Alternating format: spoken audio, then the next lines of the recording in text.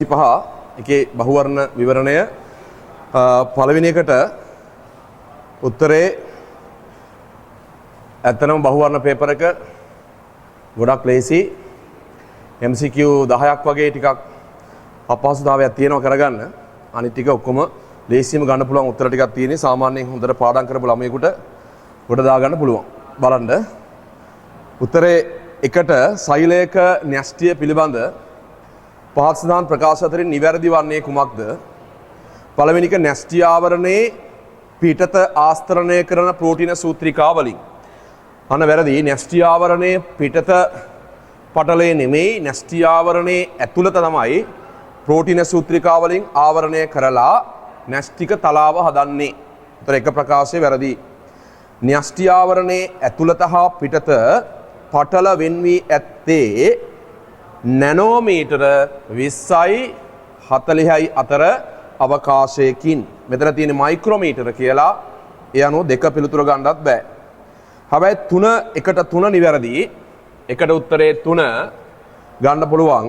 ද්‍රව්‍ය ඇතුළු වීම හා පිටවීම යාමනය කිරීමට ඇති සිදුරු සංකීර්ණ තියෙනවා න්‍යෂ්ටික ජිද්‍ර මගින් න්‍යෂ්ටි ආවරණය සිදුරු සංකීර්ණ සහිත න්‍යෂ්ටික ජිද්‍ර මගින් න්‍යෂ්ටි ආවරණය සජිද්‍ර වී ඇත කියලා දීලා තියෙනවා. සා උත්තරය අපිට 3 ගන්න පුළුවන්. 4 න්‍යෂ්ටිකාව න්‍යෂ්ටික තලාව තුල ගිලී ඇත. වැරදි. න්‍යෂ්ටිකාව සහ ක්‍රොමැටින් කියලා කියන එක ගිලිලා පවතිනවා න්‍යෂ්ටි පූරකයේ. 5 විභාජනය නොවන සෛල තුල ක්‍රොමැටින් ඇත්තේ විභාජනය නොවන සෛල තුල ක්‍රොමැටින් ඇත්තේ තදින් දඟර ගැසුණු ගොනුවක් ලෙස නෙමෙයි විභාජනය නොවන අවස්ථාවේදී න්‍යෂ්ටි ප්ලාස්මය තුල ක්‍රොමැටින් තියෙන්නේ DNA සහ ප්‍රෝටීන සංකීර්ණය විසිරීලා තියෙන ගොනුවක් විදියට විසිරුණු ගොනුවක් විදියට දිස් වෙන්නේ තදින් දඟර ගැසෙනවා කියලා කියන එක වැරදි. විසිරීලා තියෙන්නේ විසිරුණු ගොනුවක් ලෙස දිස් වෙන්නේ. ඒ නිසා උත්තරය 1-3 2 පහත සඳහන් කුමන ක්ෂේත්‍රවල පරීක්ෂණ හා නිරීක්ෂණ ප්‍රථම ජීවී සෛලයේ බිහිවීම සඳහා සාක්ෂි සපයා තිබේද? ඒක රිසෝස් එකේ එහෙමම කියලා තියෙනවා. රසායන විද්‍යාව, භෞතික විද්‍යාව සහ භූගර්භ විද්‍යාව. භූගර්භ විද්‍යාව. ඒ අනුව ජීව විද්‍යාව කියලා කෙනෙක් ගන්න බෑ. ඒ ප්‍රකාශය වැරදි. එහෙනම් B C D උත්තරේ 2-4. 2ට පිළිතුර 4. 3 ජීවීන්ගේ ලක්ෂණ පිළිබඳව නිවැරදි ප්‍රකාශය තෝරන්න. මේකට උත්තරේ බලන්න පළවෙනි එක විකසනය යනු ජීවියෙකුගේ ජීවිත කාලය තුල සිදුවන වෙනස් වීම කියන එක අර්ථ දැක්වීම වැරදි. ඇයි වැරදි කියලා කියන්නේ? ජීවියෙකුගේ ජීවිත කාලය තුල සිදුවන අප්‍රතිවර්ත වෙනස් වීම කියලා එනවා. අප්‍රතිවර්ත වෙනස් වීම තමයි විකසනය කියලා කියන්නේ. පරිණාමය කියලා කියන එක අර්ථ දක්වලා තියෙනවා තැන් දෙකක. පරිණාමය කියලා කියන එක තනි ජීවියෙකුගේ නෙමෙයි අර්ථ දක්වන්නේ ජීවිගේ ජීවි ගහණයක ප්‍රවේණික ද්‍රව්‍යවල සිදුවන වෙනස් වීම. එතකොට පරිණාමය අනුව ප්‍රවේණික විකරණට අනුකූලව ජීවියෙකු නෙමෙයි තම ජීවිත කාලය තුල සිදුවන වෙනස් වැරදි. ජීවි ගහණයක කියලා එන්න. නැත්නම් ජීවීන්ගේ ජීවියෙකු කියලා කියන එක වැරදි. පරිවෘත්තිය යනු ජීවියෙකු තුල සිදුවන සියලුම ශක්තිය වැයවන සියලුම රසායනික ක්‍රියාවන්ගේ සමස්තයයි.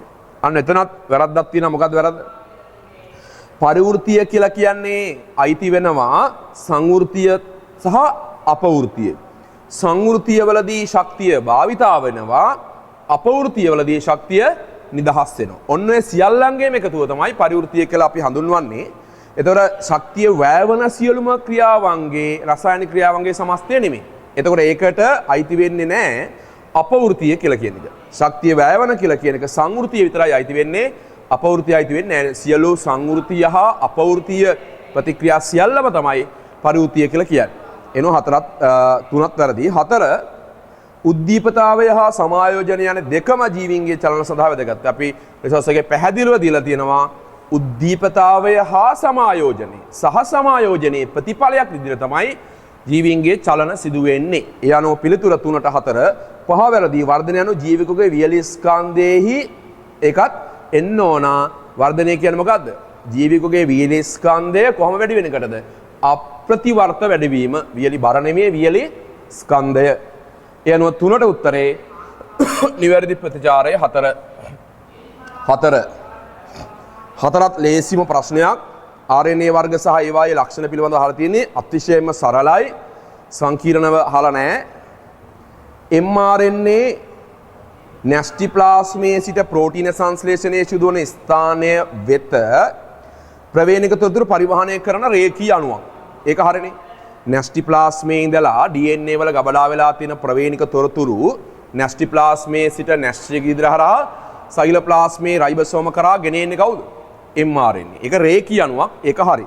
ඒ ප්‍රකාශය නිවැරදි. B. tRNA ප්‍රෝටීන සංශ්ලේෂණයේ සිදුවන ස්ථානයට ඇමයිනෝ වල පරිවහනය කරයි කියන ප්‍රකාශය නිවැරදි වුණත් සංකීර්ණ අක්‍රමවත් අණුවක් නෙමෙයි tRNA. පුඩු තුනක් පැනන ආකාරයෙන් නැමිලයි තියෙන එකත් රේඛීයයි කියලා දීලා තියෙනවා. සංකීර්ණ අක්‍රමවත් අණුවක් කියලා ගන්නේ rRNA. tRNA නෙමෙයි. බලන්න C ප්‍රකාශය rRNA පොලිපෙප්ටයිඩ් දාම සෑදීම සඳහා ස්ථානයක් සපයයි කියන එක හරි. නමුත් පුඩු තුනක් සහිත ව්‍යුහයක් සාදයි කියන එක වැරදි. පුඩු තුනක් සහිත ව්‍යුහයක් සාදන්නේ අපි දන්නවා tRNA. ඒකට සංක්‍රාමී RNA කියලාත් කියනවා.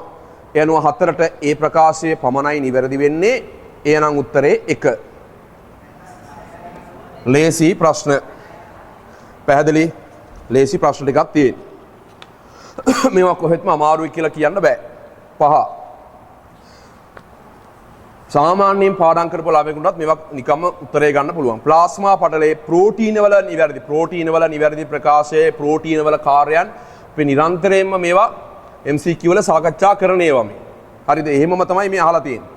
ආසන්නයේ පිහිටි සෛල වලට එකිනෙක සමග sannivedanaya කරන්න පුළුවන්. ඒක sannivedanaya කරයි කියලා කියන්නේ යාබද සෛල අතර sannivedanaya කරලා ඒ sannivedanaya කරලා යාබද සෛල හඳුනා ගන්න හේතු වෙන්නේ ප්‍රෝටීන. ඒක ප්‍රෝටීන වල කාර්යයක්. ඒ විශිෂ්ට ජෛව රසායනික ද්‍රව්‍යات එක්ක අන්තර්ක්‍රියා කරනවානේ. ඒලා ප්‍රතිග්‍රාහක ලෙසට ක්‍රියා කරන්නේ ප්‍රෝටීන. ඒකත් ගන්න පුළුවන්. සෛලයේ හැඩය පවත්වා ගන්න දායක වෙනවා ප්‍රෝටීන. ඒ කොහොමද? සෛලයේ හැඩය පවත්වා ගන්න දායක වෙන්නේ ප්‍රෝටීන. ප්‍රෝටීන වලට සෛල සැකිල්ලේ මොනවා සම්බන්ධලා තියෙනවද? සමහර තන්තු සම්බන්ධලා තියෙනවා. ප්‍රෝටීන වලට සෛල සැකිල්ලේ තන්තු සම්බන්ධ වෙලා සෛලයේ හැඩය පවත්වා ගන්න දායක කරනවා විශේෂයෙන් මොන සෛල වලටද? සත්ත්ව සෛල වලට. හරි නේද? ඒ අනුව A හරි B හරි C හරි ප්ලාස්ම පටලයේ තරලමේ ස්වභාවය පවත්වා ගැනීම. මොකක්ද ඒකේ වැරද්ද? C හරි D වැරද්ද මොකක්ද? ප්ලාස්මා පටලයේ තරලමේ ස්වභාවය පවත්වා ගැනීම කියලා කියන්නේ ප්‍රෝටීන වල කාර්යයක් නෙමෙයි. ඒක ප්ලාස්ම පටලයේ තියෙන ෆොස්ෆොලිපිඩ වල කාර්යයක්. ෆොස්ෆොලිපිඩ වලින් තමයි තරලමේ ස්වභාවය පවත්වා ගන්නේ. තරලමේ ස්වභාවය ඇති කරන්නේ කවුද? ෆොස්ෆොලිපිඩ. තරලමය ෆොස්ෆොලිපිඩ ද්විත්ව ස්තරයේ තරලයක්. ඒ තරලමය ෆොස්ෆොලිපිඩ ද්විත්ව ස්තරයේ තනින් තන අහඹු ලෙස විචිත්‍රවත් ආකාරයට ප්‍රෝටීන වල මොනවා වෙලා තියෙනවද? ගිලිලා පවතිනවා. ෆොස්ෆොලිපිඩ ද්විත්ව ස්තරයේ ගිලිලා තියෙන ප්‍රෝටීන නිසා තමයි විචිත්‍රවත් ස්වභාවය ඇති වෙන්නේ. හරි. මෙතන තව විශේෂ කාරණයක් තියෙනවා. ප්ලාස්ම පටලයේ අහගන්න තරලමය ස්වභාවය යාමනය කරන්න පවත්වා ගන්න තව කෙනෙක් දායක වෙනවා. කවුද? කොලෙස්ටරෝල්.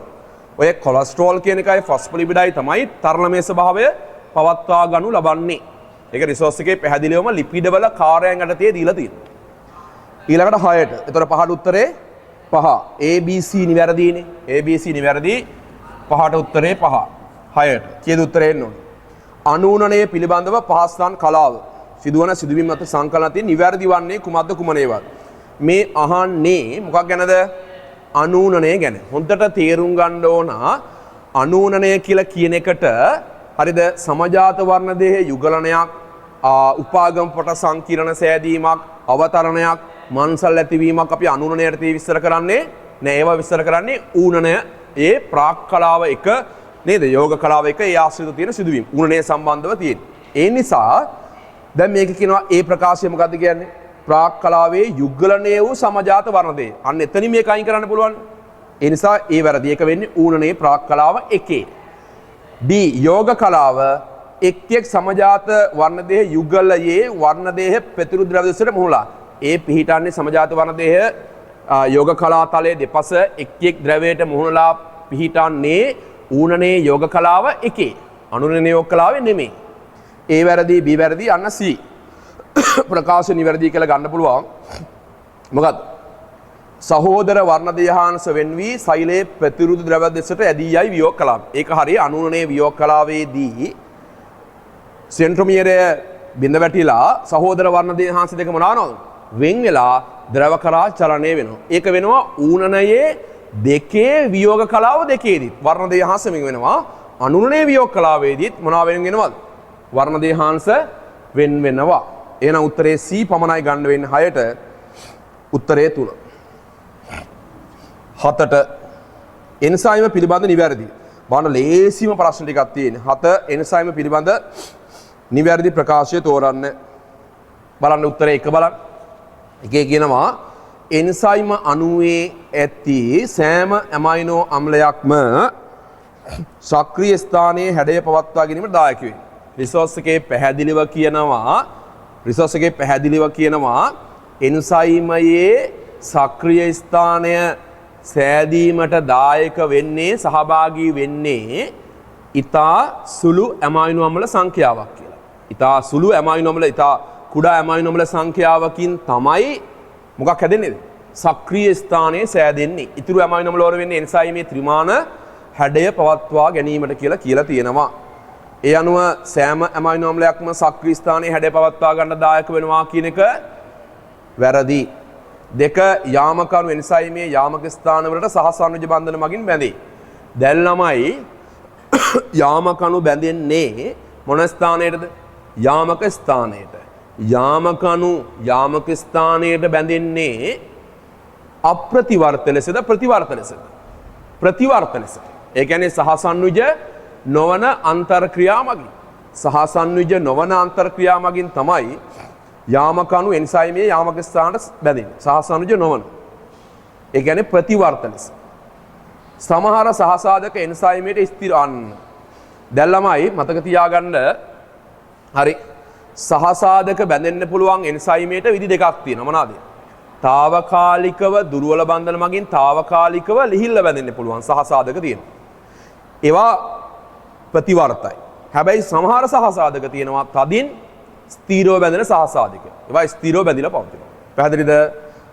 එතකොට සමහර සහසාධක අන්න එන්සයිමයට ස්ථීර ලෙස බැඳෙනවා කියලා ගන්න පුළුවන්. සමහර ඒවා తాවකාලිකව ලිහිල්ලත් බැඳෙනවා. එන උත්තරේ 7ට 3 කියලා ගන්න පුළුවන්. 4 පිළිතුර 3 කියලා ගන්න පුළුවන්. මේකේ 7ට 4 බලන්න. ඔන්න බලන්න මේක හරි වැදගත්. උපස්තර සාන්ද්‍රණය වැඩි වෙන තරමටම අන්න වචනේ උපස්තර සාන්ද්‍රණය වැඩි කිරීමේදී මොනවා වෙනවද? මෙන්න මේ උපස්තර සාන්ද්‍රණය වැඩි කිරීමේදී ප්‍රතික්‍රියාවේ ශීඝ්‍රතාවය වැඩි වෙනවනේ.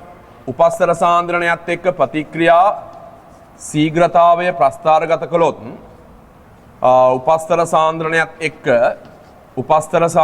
එක්ක ප්‍රතික්‍රියාවේ ශීඝ්‍රතාවය ප්‍රස්ථාරගත කළොත් උපස්තර සාන්ද්‍රණය වැඩි කරනකොට ප්‍රතික්‍රියා ශීඝ්‍රතාවය වැඩි වෙලා එක්තරා අවස්ථාවකදී ප්‍රතික්‍රියා ශීඝ්‍රතාවය මොනවානොත් ඒක නියතව වෙනවා. ඒකට හේතුව උපස්තර කොච්චර වැඩි කළත් ප්‍රතික්‍රියා ශීඝ්‍රතාවය වැඩි වෙන්නේ නැත්තේ ඇයි? එන්සයිම වල සක්‍රීය ස්ථාන සියල්ල මොනවා වෙලාද? සංතෘප්ත වීම. එන්සයිම අණු සංතෘප්ත වීම. පැහැදිලිද? එතකොට උපස්තර සාන්ද්‍රණය වැඩි වන තරමටම ප්‍රතික්‍රියාවේ ශීඝ්‍රතාවය වැඩි වෙනවා කිව්වොත් හරියද? වැඩි වෙන තරමටම වැරදි. එහෙනම් උත්තරේ මේකේ උපස්තර සාන්ද්‍රණය වැඩි වෙන තරමටම කියලා කියන එක වැරදි. පැහැදිලිද? ඒක වැරදි. දැන් මෙහෙම ගත්තොත් උෂ්ණත්වය වැඩි වෙන තරමටම ප්‍රතික්‍රියා ශීඝ්‍රතාවය වැඩි වෙනවද? නෑනේ. උෂ්ණත්වය වැඩි කරගෙන යනකොට ප්‍රසස්නත්වය දක්වා උෂ්ණත්වය වැඩි කරන විතරක් ප්‍රතික්‍රියා ශීඝ්‍රතාවය වැඩි වෙනවා. එතන ප්‍රසස්නත්වයට වඩා උෂ්ණත්වය වැඩි කළොත් ප්‍රතික්‍රියා ශීඝ්‍රතාවය ශීඝ්‍රයෙන් වෙනවා. අඩු වෙලා ඉස්තරා ඉහළ උෂ්ණකදී ප්‍රතික්‍රියාව සම්පූර්ණයෙන්ම නතර වෙනවා. පැහැදිලිද? ඒ වගේ තමයි. ඒ කියන්නේ උෂ්ණත්වය වැඩි කරගෙන යාමේදී ප්‍රතික්‍රියාවේ ශීඝ්‍රතාවය වැඩි වෙන්නේ ප්‍රසස්නත්වය දක්වා උෂ්ණත්වය වැඩි කරන විට පමණයි. එතනින් පස්සේ උෂ්ණත්වය වැඩි කරනකොට ප්‍රතික්‍රියා ශීඝ්‍රතාවය ශීඝ්‍රයෙන් අඩු වෙනවා. ශීඝ්‍රයෙන් අඩු වෙනවා. හැබැයි උෂ්ණත්වය වැඩි කරගෙන යාමේදී අඛණ්ඩව එන්සයිම් හා උපස්තර අණු අතර තියෙන සංඝට්ටන සංඛ්‍යාතය වැඩි වේ කිව්වොත් හරි. හැබැයි උපස්තර හා එන්සයිම් අතර තියෙන සංඝට්ටන සංඛ්‍යාතය වැඩි වෙන තරමටම ප්‍රතික්‍රියාශීලතාවය වැඩි වෙනකොත් වැරදි. සංඝට්ටනයක් ප්‍රතික්‍රියාශීලතාවය වැඩි වෙන්නේ නැහැ, සංඝට්ටන වැඩි වෙනවා. හැබැයි ප්‍රතික්‍රියාශීලතාවය වැඩි වෙන්නේ නැහැ. එන්සයිම් දුස්වාභාවීකරණය වෙන නිසා. දුස්වාභාවීකරණය වුණාට සංඝට්ටන සංඛ්‍යාතය වැඩි වෙනවා. ඔන්න අතිශයම වැදගත් කරුණු. ඊළඟට තරංගකාරී නොවන නිෂේධක එන්සයිමයට සක්‍රිය නෑනේ. තරංගකාරී නොවන නිෂේධක එන්සයිමේ සක්‍රිය ස්ථානයට බැඳී පවතී. වැරදි. 7ට උත්තරේ 3 ගන්න පුළුවන් නේ. 7ට 3 මේක 5ත් වැරදි. ළමයි මතක තියාගන්න දැන් එන්සයිමේ තියෙනවා නේද? එන්සයිම් එකක තියෙනවා හරිද? සක්‍රිය ස්ථානයක් කියලා තියෙනවා. සක්‍රිය ස්ථානයක්. සක්‍රිය ස්ථානයට අමතරව වෙනත් ස්ථානයක් තියෙනවානේ. අන්නේ සක්‍රිය ස්ථානයට අමතරව වෙනත් ස්ථානයක්. වෙනත් කියන්නේ අද සයිට් එකක් තියෙනවා. ඒතර අද කියලා කියන්නේ අද සයිට් එකක් තියෙනවා කියලා කියන එක තමයි ඇලෝ කියන්නේ අද සයිට් එකක් තියෙනවා. ඇලෝස්ටරික එන්සයිමයක් වෙනවා. ඒතර වෙනත් ස්ථානයක් කියන්නේ ඇලෝස්ටරික සයිට් එක. ඒකට කියන්නේ යාමක ස්ථානය. යාමක ස්ථානය. ඒතර මතක තියාගන්න ඕන සක්‍රිය ස්ථාන බැඳෙන අණු වර්ග දෙකක් තියෙනවා. මොනවාද? සක්‍රිය ස්ථානට සාමාන්‍යයෙන් බැඳෙන්නේ කවුද? උපස්තර. තව බැඳෙන්න පුළුවන් මොනවාද? උපස්තර හැඩයට සමාන හැඩයක් තියෙනවනේ මොනවාද? තරංගකාරී නිෂේධක. තරංගකාරී නිෂේධක බැඳෙනවා. සක්‍රිය ස්ථානය නොවන වෙනත් ස්ථාන යාමක ස්ථානයනේ. මෙන්න මේ යාමක ස්ථානට බැඳෙන්න පුළුවන් මොනවාද බැඳෙන්න පුළුවන්? තරංගකාරී නිෂේධක. තරංගකාරී නොවන නිෂේධක. තරංගකාරී නොවන නිෂේධකයි තරංගකාරී නොවන නිෂේධකයි එන්සයිම මොනවාද බැඳෙන්නේ? සක්‍රියකයි. මේවා යාමකණු. යාමකණු මේවා බැඳීම නිසා යාමක ස්ථානයට එන්සයිමේ ත්‍රිමාන හැඩය වෙනස් වෙලා ඒක කෘත්‍යයට ඒක බලපාන්න පුළුවන්. පැහැදිලිද? ඒතර මතක තියාගන්න සක්‍රිය ස්ථාන බැඳෙන අණු මොනවද වෙන වෙනම යාමක ස්ථාන බැඳෙන අණු මොනවද වෙන වෙනම. පැහැදිලිද? ඒතර මේක කෙලින්ම එතකොට අර එක්සෑම් එකට ටාගට් කරලා ඉගෙන ගත්ත ළමයෙකුට මේක කෙලින්ම කොට දා ගන්න පුළුවන්. නිකන් හොයේම තියරි ඉගෙන ගන්න නැතුව. ඒතර 7ට උත්තරේ 3 8ට බලන්න. 8ට උත්තරේ එන්න ඕන කිය දෙන්න ඕන. බලන්න උත්තරේ 8ට ප්‍රභා පද්ධති පිළිබඳව පහස්ථාන ප්‍රකාශ අතරින් නිවැරදි වන්නේ කුමක්ද? උත්තරේ 8ට ආලෝකයේ ෆෝටෝන ශක්තිය අපි දන්නවා ප්‍රභා පද්ධති 1 හා ප්‍රභා පද්ධති 2 වර්ණක මත ගැටීම නිසා ඒ ප්‍රභා පද්ධති 1 හා 2 මොනවා වෙනවද? උද්දීපනය වෙලා ඒවා ඉලෙක්ට්‍රෝන ඉහළ අධිශක්ති මට්ටමකට යනවා. එහෙනම් උත්තරේ 1 නිවැරදි 8ට 1. 8ට 1 නිවැරදි. අනිත්‍ය බලමු අපි. ප්‍රභා පද්ධති 1හි අධිශක්ති ප්‍රභා පද්ධති 1හි අධිශක්ති මට්ටමකට ඇති ඉලෙක්ට්‍රෝන ප්‍රභා පද්ධති 2හි ප්‍රාථමික ඉලෙක්ට්‍රෝන ප්‍රතිග්‍රාහකයා මගින් ප්‍රතිග්‍රහණය කරනු ලැබේ. ඔය සමස්ත ක්‍රියාවලිය මෙහෙමයි එන්න ඕනනේ. මේ බලන්න. සාමාන්‍යයෙන් ඔය ටික මෙන්න මෙහෙම මේ ටිකෙන් අපිට ඔය ටික ඔක්කොම කවර් කරගන්න පුළුවන්. PS2 ප්‍රභා පද්ධතිය තියෙනවා. PS1 ප්‍රභා පද්ධතිය තියෙනවා. PS2 ආලෝකයේ ෆෝටෝන ශක්තිය ගැටීම නිසා මේ වර්ණක මත මේක උද්දීපන වල අධිශක්ති ඉලෙක්ට්‍රෝන යනවා. ඒ ඉලෙක්ට්‍රෝන ප්‍රාථමික ඉලෙක්ට්‍රෝන ප්‍රතිග්‍රාහකයක් ලබා ගන්නවා. ඒ ප්‍රාථමික ඉලෙක්ට්‍රෝන ප්‍රතිග්‍රාහකයා හරහා එව යනවා කවුරු ගාවද? PS1. දැන් PS1 උත් මොනවා වෙනවද? ආලෝකයේ ෆෝටෝන ශක්තිය අවශෝෂණය ගැටීම නිසා මේ වර්ණක මත ඒවයි තියෙන ඉලෙක්ට්‍රෝන ඉහළ අධිශක්ති මට්ටමකට යනවා. ඒවා ගන්නවා කවුද? ප්‍රාථමික ඉලෙක්ට්‍රෝන ප්‍රතිග්‍රාහකයා. හරි. එතකොට මෙතනින් එන ඉලෙක්ට්‍රෝන ප්‍රාථමික ප්‍රතිග්‍රාහකයෙන් එන ඉලෙක්ට්‍රෝන යනවා කවුරු ගාවටද?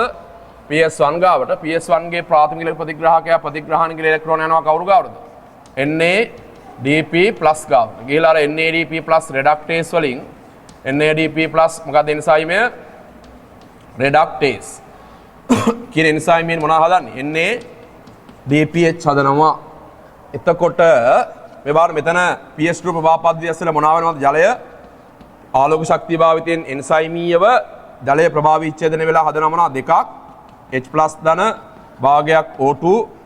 ඔන්න මේක දෙකෙන් ගුණ කරාම මේක තුලිත කරන්න පුළුවන් ධන දෙකක් ඉලෙක්ට්‍රෝන. මේ ඉලෙක්ට්‍රෝන දෙක යනවා මෙන්න මෙතන. පැහැදිලිද? ඔක වෙන්නේ මෙහෙමයි. PS1 උද්දීපන වල පිට කරන ඉලෙක්ට්‍රෝන අධිශක්ති ඉලෙක්ට්‍රෝන හරිද යන්නේ NADP+ ගාවට. එතකොට PS1 පිට කරන ඉලෙක්ට්‍රෝන වලට ආදේශ වෙන්නේ PS2 උද්දීපන වල පිට කරන ඉලෙක්ට්‍රෝන වලින්. PS2 පිට කරන ඉලෙක්ට්‍රෝන වෙනුවට ආදේශ වෙන්නේ ජලයේ ප්‍රභා විච්ඡේදනයේ පිට ඉලෙක්ට්‍රෝන. හරි PS1 පිට කරන ඉලෙක්ට්‍රෝන වෙනුවට එන්නේ PS1 පිට කරන ඉලෙක්ට්‍රෝන වෙනුවට ආදේශ වෙන්නේ PS2 වලින් එන ඉලෙක්ට්‍රෝන. PS2 වලින් ඉවත් වන ඉලෙක්ට්‍රෝන වෙනුවට ආදේශ වෙන්නේ ජලයේ ප්‍රභා විච්ඡේදනයෙන් එන ඉලෙක්ට්‍රෝන. එතකොට හොඳට මතක තියාගන්න ඕන ජලයෙන් තමයි ඉලෙක්ට්‍රෝන එන්නේ. පළවෙනි ඉලෙක්ට්‍රෝන දායකයා ජලය. ඒකෙන් ඉලෙක්ට්‍රෝන යනවා කවුරු ගාවටද? PS2 ගාවට. PS2 වලින් යනවා මෙතන ප්‍රාථමික ඉලෙක්ට්‍රෝන ප්‍රතිග්‍රාහකයා අරගෙන එතනින් යනවා PS1 ගාවට. PS1 ගෙන් ආයේ ප්‍රාථමික ඉලෙක්ට්‍රෝන ප්‍රතිග්‍රාහකයා හරහා යනවා කවුරු ගාවටද? NADP+ ගාවට. එතකොට පළවෙනි ඉලෙක්ට්‍රෝන දායකයා වෙන්නේ ජලය. අවසන් ඉලෙක්ට්‍රෝන ප්‍රතිග්‍රාහකයා වෙන්නේ කවුද? NADP+. පැහැදිලි මේක කියනවා නේද? ප්‍රභා පද්ධති එකෙහි අධි ශක්ති මට්ටමක ඇති ඉලෙක්ට්‍රෝන ප්‍රභා පද්ධති දෙකෙහි ප්‍රාථමික ඉලෙක්ට්‍රෝන ප්‍රතිග්‍රාහකයක් මගින් වැරදි. ඒක වැරදි. තුන කියනවානේ ප්‍රභා පද්ධති දෙකෙහි ඇති උද්දීපන ඉලෙක්ට්‍රෝන NADP නෑනේ. NADP+ ගාවට යන්නේ ප්‍රභා පද්ධති දෙකෙන් යන ඉලෙක්ට්‍රෝන නෙමෙයි කාගෙන්ද? ප්‍රභා පද්ධති එකෙන් යන ඉලෙක්ට්‍රෝන. ඒකත් වැරදි. ජලයේ බිඳහෙලීම නිසා නිදහස් වන ඉලෙක්ට්‍රෝන උද්දීපන වූ ප්‍රභා පද්ධති මේ ජලය ප්‍රභා විච්ඡේදනය වෙලා පිට කරන ඉලෙක්ට්‍රෝන වලින් උදාසීන වෙන්නේ PS1 නෙමෙයි කවුද? PS2. ඊළඟට කියනවා ක්ලෝරොෆිල් A අණුවක් හා ක්ලෝරොෆිල් B අණුවක් සහිත සංවිධානීය ප්‍රෝටීන ප්‍රතික්‍රියා මධ්‍යස්ථාන වැරදි. අපි දන්නවා ප්‍රතික්‍රියා මධ්‍යස්ථාන සංකීර්ණයේ ඉන්නේ කවුද? ප්‍රතික්‍රියා මධ්‍යස්ථාන සංකීර්ණයේ ක්ලෝරොෆිල් B නෙමෙයි ක්ලෝරොෆිල් A අණු යුගලක් තියෙනවා. පැහැදිලිද? ඒ අනු උත්තරේ එන්න ඕන කීයද 8ට? 1 9ට. බලන්න 9ට උත්තරේ ජීවීන් වර්ගීකරණය කිරීමේදී වෛරස කිසිම රාජධානියකට ඇතුළත් කරනව නැත. හරිම ලේසි. වෛරස කිසිම රාජධානියකට ඇතුළත් කරලා නැත්තේ සෛල සංවිධානයක් නොමැති නිසා. ඒ කියන්නේ වෛරස ප්‍රාග්නැස්ටිකද? නැහැ. වෛරස සූන්‍යෂ්ටිකද? නැහැ. එහෙනම් වෛරස් වල සෛල සංවිධානයක් තියෙනවද? නැහැ. එහෙනම් වෛරස් වල කිසිදු සෛල සංවිධානයක් නැති නිසා යාව කිසිම රාජධානියකට කිසිම අධිරාජධානියකට අයත් වන්නේ නැහැ. දැන් අපි දන්නවා බැක්ටීරියා කියන ඩොමේන් එකට අයිති වෙන්නේ බැක්ටීරියා, සයනොබැක්ටීරියා. තව මොලිකියුටයින්, මයිකෝප්ලාස්මාවන්, ෆයිටෝප්ලාස්මාවන් ඒ ඔක්කොම අයිති වෙන ඩොමේන් බැක්ටීරියා. හරි. ඇක්ටිනොමයිසිටිස් අන්න එයාලත් අපේ මයික්‍රෝබයොලොජි කරනවා බැක්ටීරියා කියන ඩොමේන් එකට තමයි දාන්නේ. ආකියා වලට අයිති වෙන්නේ ආකි බැක්ටීරියා. ඒතර යූකැරියා වලට දාන්නේ ප්‍රොටිස්ටා, ෆන්ගයි, ප්ලාන්ටේ, ඇනිමාලියා. එහෙනම් කීයද උත්තරේ 9ට? 9ට උත්තරේ 5. 10ට. බලන්න 10ට. ද්විලිංගික ජන්මානුශාකයක් සහ ප්‍රමුඛ බීජානුශාකයක් සහිත ඕක නිතරම අපි කියලා තියෙන එකක්, නිතරම මතක් කරන එකක්. හරිද? නිතරම ළමයිට කියනවා මොකද්ද? ඒ කියන්නේ ජන්මානුශාකයයි බීජානුශාකයයි දෙකම ප්‍රභා සංශ්ලේෂක හා ස්වාධීන වෙන්නේ නෙප්‍රොලොපිස්කී. ඒ කියන්නේ ටෙරෝෆයිටා. පැහැදිලිද? ජන්මානුශාකය අපි දන්නවා නෙප්‍රොලොපිස් වල ජන්මානුශාකය මොනග්‍රූහීද? ඒකග්‍රූහී. ද දිවිග්‍රූහීද? ඒකග්‍රූහී. ඒකග්‍රූහී කියලා කියන්නේ මොන ලිංගිකයිද? ද්විලිංගිකයි. ඒකග්‍රූහී කියන්නේ දිවිලිංගික. එතකොට ඒකග්‍රූහී කියලා කියන්නේ එතකොට දිවිලිංගික ජන්මානුශාකයක් තියෙන්නේ නෙප්‍රොලොපිස්. කාටද වෙන තියෙන්නේ? ද්විලිංගික ජන්මානුශාකයක් පොගනාටුම්ට තියෙනවද? පොගනාටුම්ගේ ජන්මානුශාකය දිවිලිංගිකද ඒකලිංගිකද? ඒකලිංගිකයි. කියන්නේ දිවිග්‍රූහී. ලයිකෝෆයිටා වල ජන්මානුශාකය, සෙලජිනලා වල ජන්මානුශාකය ද්විග්‍රූහී. කියන්නේ ඒකලිංගිකයි. බීජ ශාකවල සියලුම බීජ ශාකවලට තියෙන්නේ මොන ජන්මානුශාකද? ද්විග්‍රූහී ජන්මානුශාක. ද්විග්‍රූහී. ඒ කියන්නේ පුංජන්මානුශාකයක් සහ ජයජන්මානුශාකයක් තියෙනවා බීජ ශාකවලට. එතකොට මෙතන අපිට ගන්න වෙන්නේ දිවිලිංගික ජන්මානුශාකයක් කියන ඒකග්‍රූහී කියලා කිව්ව ගාම මතක් වෙන්න ඕන නෙප්‍රොලොපිස්. හරිද? සමබීජානුකයි ගැනත් කියනවා, සමබීජානුකයි කියලාත් කියනවා. කොච්චර ලේසි කළාද ප්‍රශ්නේ. එතකොට ටෙරෝෆයිටා කියලා තමයි ගන්න වෙන්නේ 10ට උත්තරේ 3. ආයේ හිතන්න දෙයක් නැහැ ඉතින්. හරි. ලොකුවට හිතන්න කියලා දෙයක් නැහැ මේක. හරි. ඔක කොච්චරවත් අපි කියලා තියෙන ඒවා. ඊළඟට 10ට උත්තරේ 3 ටෙරෝෆයිටා. 11ට ඒකලිංගික සතුන් සිටිනුනේ පහත කුමන වංශවලද? දැන් ළමයි ඒකලිංගිකයි කියලා කියන්නේ මෙන්න මෙයාලට ඒකලිංගික වෙන්නේ. අපි ගත්තොත් ප්ලැටිල්මින්තස් මෙතන ඉන්න. ඒ ප්ලැටිල්මින්තස් විතරයි මෙතන ඉන්නේ කවුද? ද්විලිංගිකයෙකුට ඉන්නේ. ප්ලැටිල්මින්තස් විතරයි ද්විලිංගිකයෙකුට ඉන්නේ. අනිත් අය ඔක්කොම මොන ලිංගිකද? ඒකලිංගිකයි. ඒතර මෙන්න මෙයා ඒකලිංගිකයි. නෙමටෝඩා ඒකලිංගිකයි.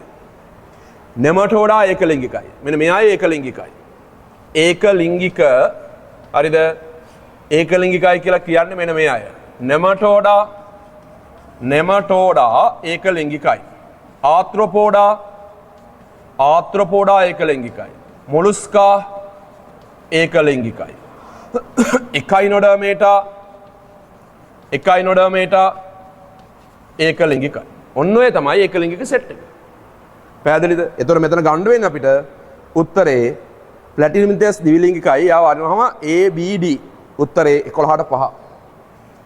11ට උත්තරේ 5. හරිම සරලයි. හරිම සරලයි. සරල වැඩි පේපර් එක. 12ට දැව වර්ග කීපයක්. ඒක ඊට වඩා ලේසි. දැන් අපි දන්නවා මේකට බලන්න කියන්නේ දෘඪ දැව කියලා කියන්නේ මොනවටද? දෘಢ දැවය සහ මෘදු දැවය. මොකද්ද දෘಢ දැවය කියලා කියන්නේ? ආවෘත බීජක ශාකවල දැවයට කියනවා මොන දැවය කියලාද?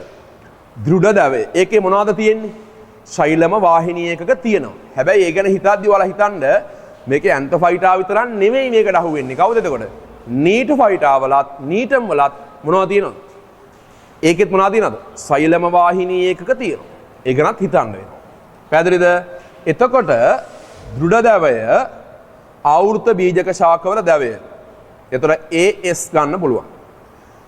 මුදු දැව BR. මුදු දැවල ශෛලම වාහිනී එකක නෑ. විවෘත බීජක බොහොමයක් විවෘත බීජක දැව මොන දැවද?